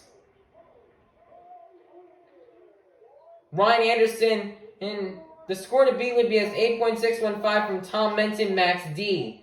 Would Ryan Anderson get the win? Let's find out. Ryan Anderson would get an 8.297, which would only be good enough for third place, which means Tom Menz had won his 14th World Championship. Nice there job for Tom Menz. Very nice job. For getting his 14th World Championship, really much deserved. It would be time for the 40th Anniversary Gravedigger Encore. Adam was going to attempt to jump 5 gravediggers. Adam would back up into the tunnel. So far to where we couldn't even see him.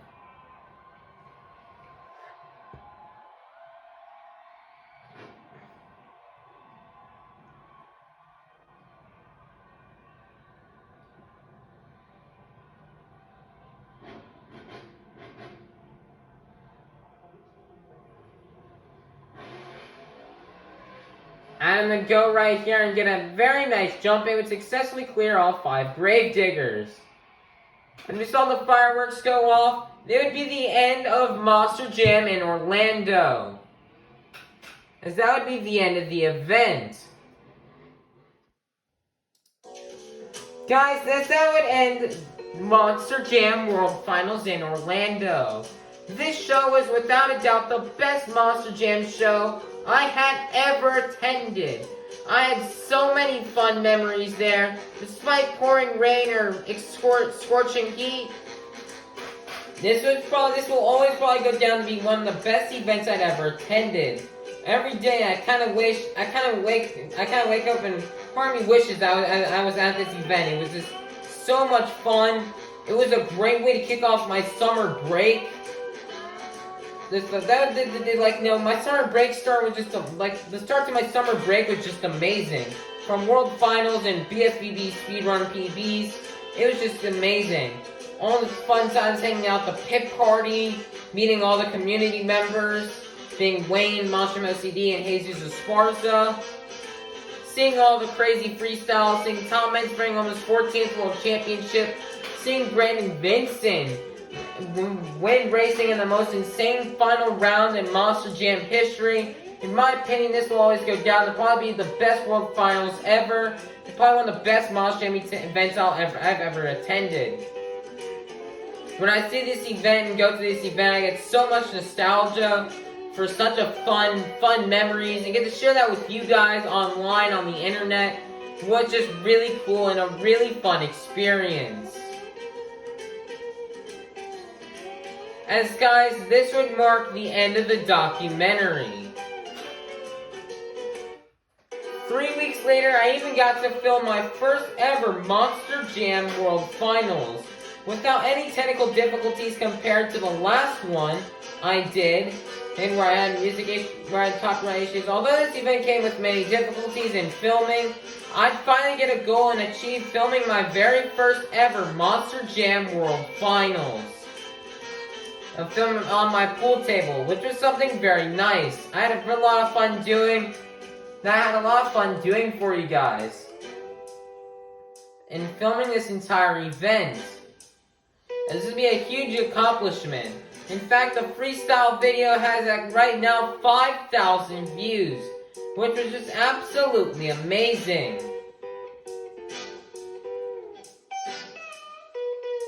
So guys, that will be the end of the documentary.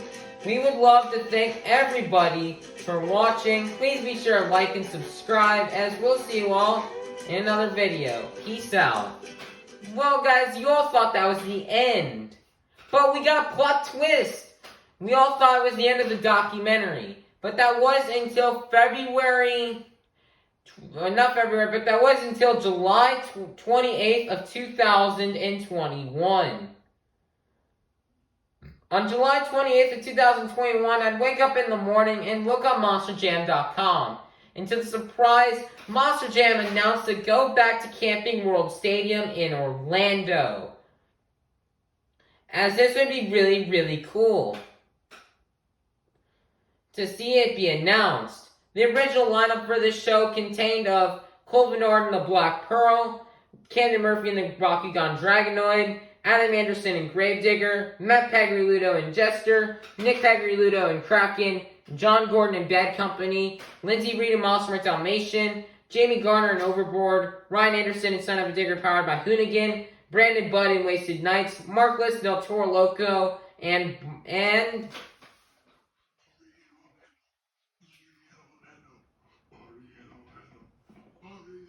in Zombie. As this would be the original lineup.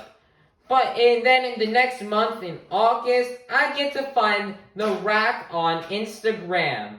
As guys, if you guys have paid attention to my comments section and all my videos, you should recognize the rack 22 in my comments. Well, I find him on Instagram, and I started to start messaging him and texting him, and it would really grow our friendship. Yeah, to being being one of my best friends probably ever. So it'd be very nice to have somebody to talk to online. And to have a Monster Jam friend online who is also around my age. So that was something very nice to have. And being able to chat and talk to with the Rack 22.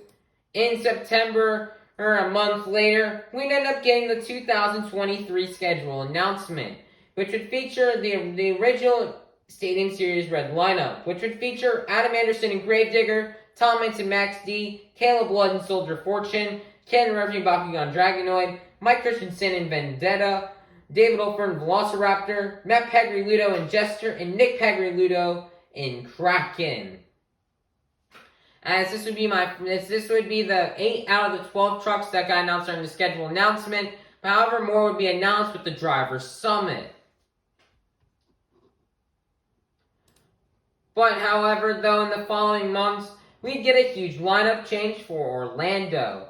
First off, Brandon Vincent would replace Adam Anderson. Part of me thinks this is because I don't know why Adam opted out of the event. I don't know. I don't think he was sick, because when this announcement was made, this was before the actual show. Before the Houston show, Adam's last show of the 2022 season. So I think Adam just wanted to have Brandon get a chance to drive Gravedigger. So it's like, let him have a chance to drive Gravedigger in the place where he ended up winning the World Racing Championship. This now allowed for a rematch in the finals between Brandon and Ryan. Zach Gardner Wildside would replace Colvin in the Black Pearl.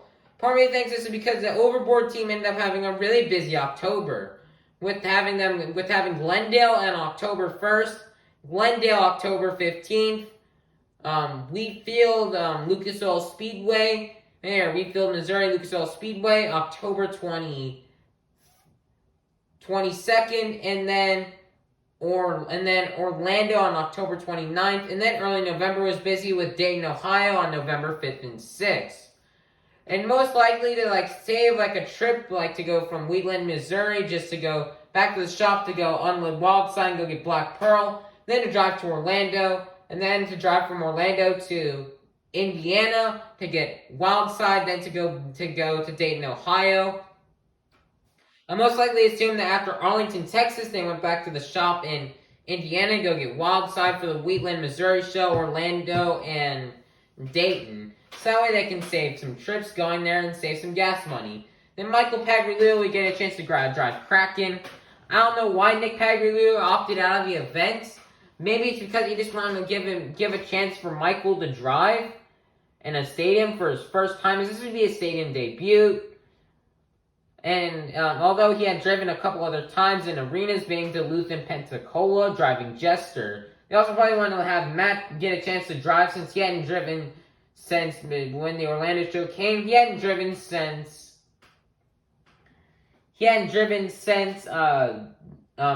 Sunrise in August. So they probably want to let Dad get a chance to drive and let Michael Pagliuca get a chance at a stadium event. At the Orlando show that weekend, Jester would feature a Halloween paint scheme since it was Halloween weekend. It'd probably be the same of the green Halloween Jester that was in 2017, but it was now blue. This was really nice for Matt Pagliuca to do.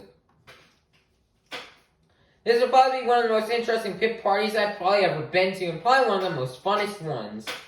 I'd get to meet Camden Murphy, Lindsey Reed, Brandon Budd, Brandon Vincent, Zach Garner, Ryan Anderson, Matt Pagliuca, barring Musauer and Zombie. This is actually really nice. This would actually feature a funny segment in the vlog. Right now I'm going, Bori in Orlando, Bori in Orlando, Bori in Orlando, Bori in Orlando. Mark List, El Toro Loco. I met Michael Pagliuca. I met John Gordon. And then here's where things started getting interesting when I met drivers. I would meet Jamie Garner, and he would recognize me again. This would be amazing, because I hadn't seen him in 5 months. I hadn't seen him in 5 months in 8 days. Was the last time I ever saw him. So, it'd be amazing that he recognized me. And also, guys, my looks had completely changed. I got new shoes, new sunglasses, I grew taller, my mustache grew thicker, I got a haircut where my hair was shorter. So it's still very nice to see that he recognized me. I also got to meet 2 announcers. I met Scott Jordan and DJ K. Young. Then I got to meet more of the community, being Avengers Racing, MonsterTruckReels, MonsterTruckLord, and TS04. This is the stories where I really started to establish myself as a member in the Monster Jam community. And I started to get my voice be heard and become recognized by the 4 biggest creators. Also, this was Halloween weekend, so we got to see MonsterTruckReels dressed up as Patrick, MonsterTruckLord dressed up as SpongeBob, and TS04 dressed up as Squidward. Those were the best 3 costumes of the 2022. Changed my mind. We also got to see the 10K stunt while hanging out at the pit party, which was announced at World Finals 21. Although I did not enter in, we got to see a bunch of Spin Master trucks go down a huge ramp. 10,000 to be exact. In fact, when these 10,000 trucks all came coming down the ramp, it felt like these were Legos coming down. Now, when I saw this, it felt like Legos. So it was really nice to see whichever truck got nearest little golf putt, I guess, or got inside it would win I think $10,000. Yeah, it feels like a MrBeast challenge. So yeah, that's how it worked. Although we didn't enter, it was still cool to see. The national anthem would start for one final time here in Orlando. and it would be time for the final show of the documentary and the final show of 2022.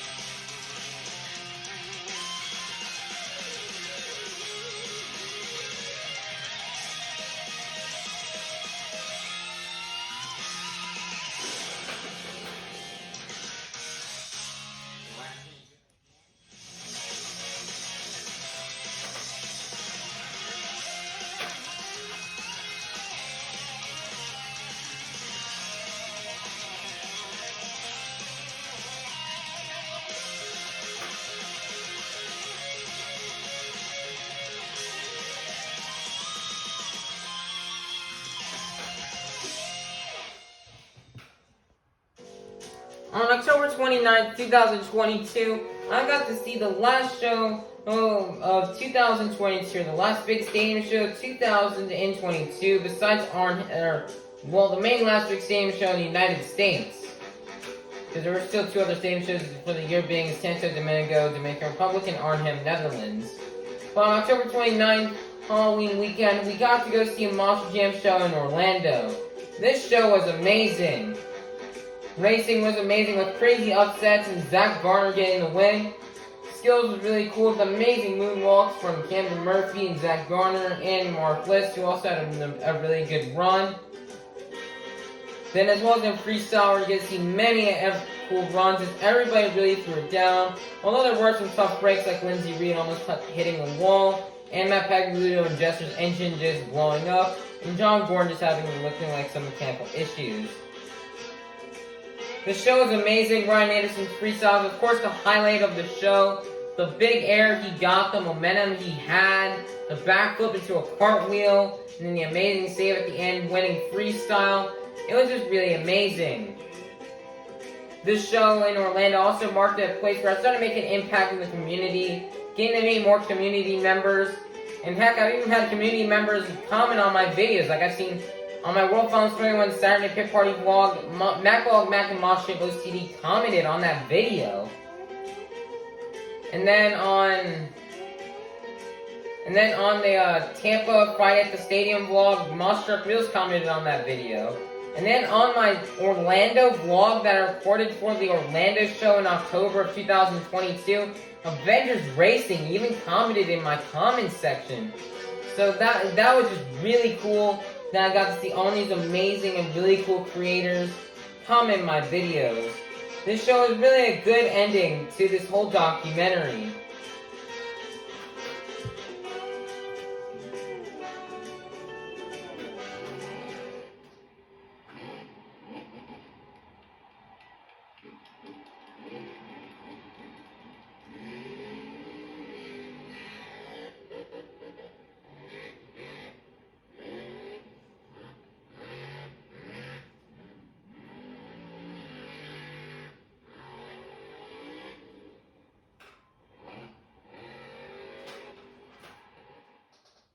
On November 28th, or November 27th, 2022, I ended up finishing the final show of my 2022 Monster Jam season.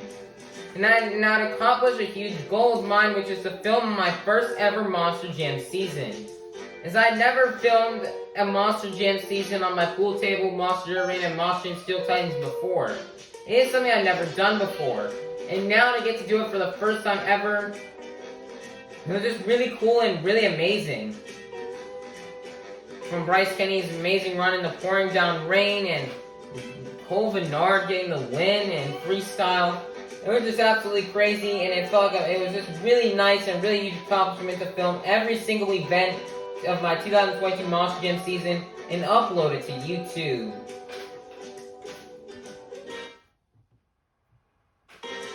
Also, something I did forget to mention was Camden Murphy would end up getting the overall event championship at the Orlando October show of 2022.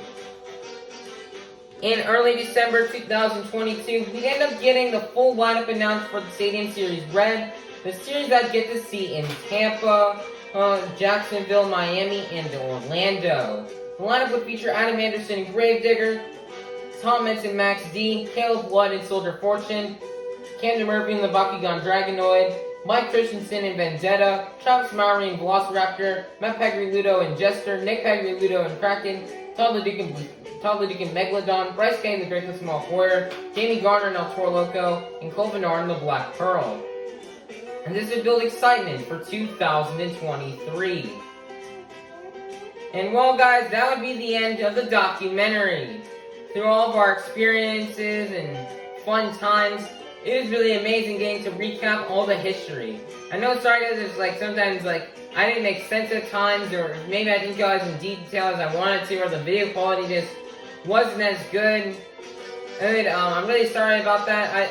I still think this is like a better video, documented. I feel like this video is just kind of better.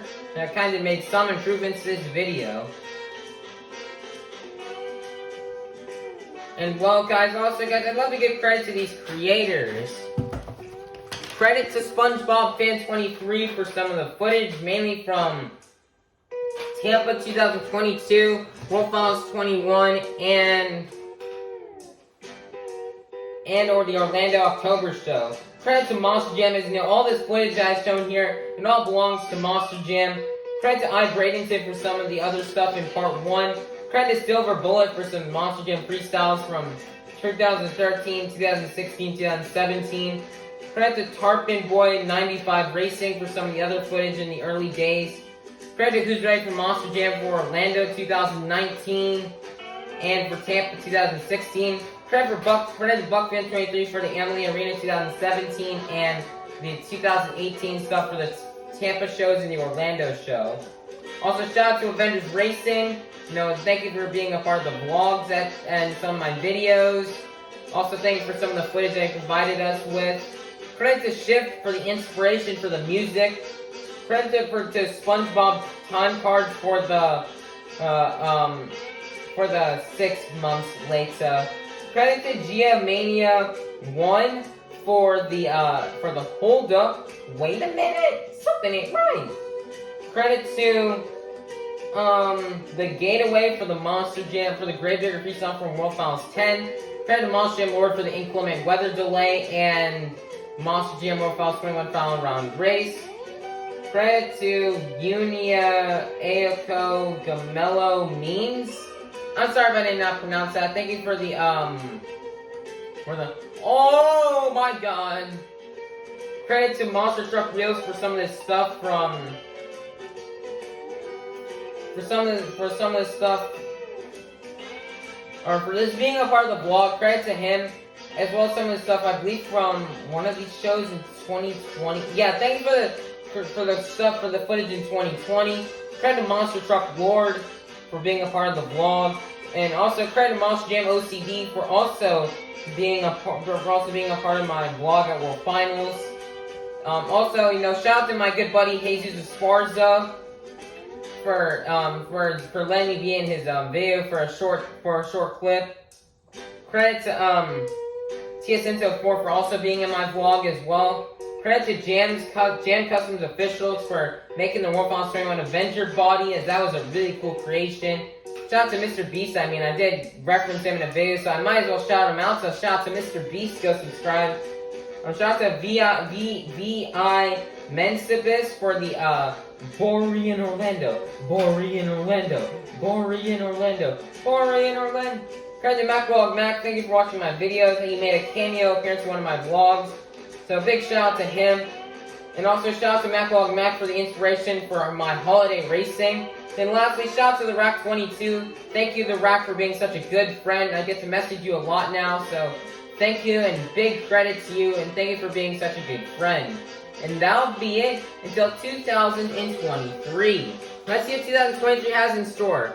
Will I finally be able to take Jackson Jones to a Monster Jam show, which is something I've been wanting to do for a long time, but never have.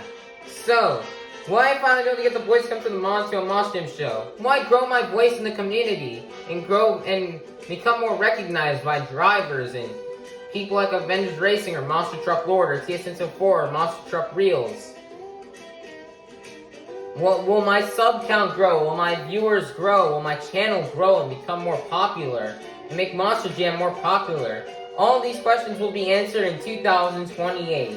As 2028 is when part 3 will take place. But until then, this has been SpongeBob Fan 23. Like and subscribe. We're signing out.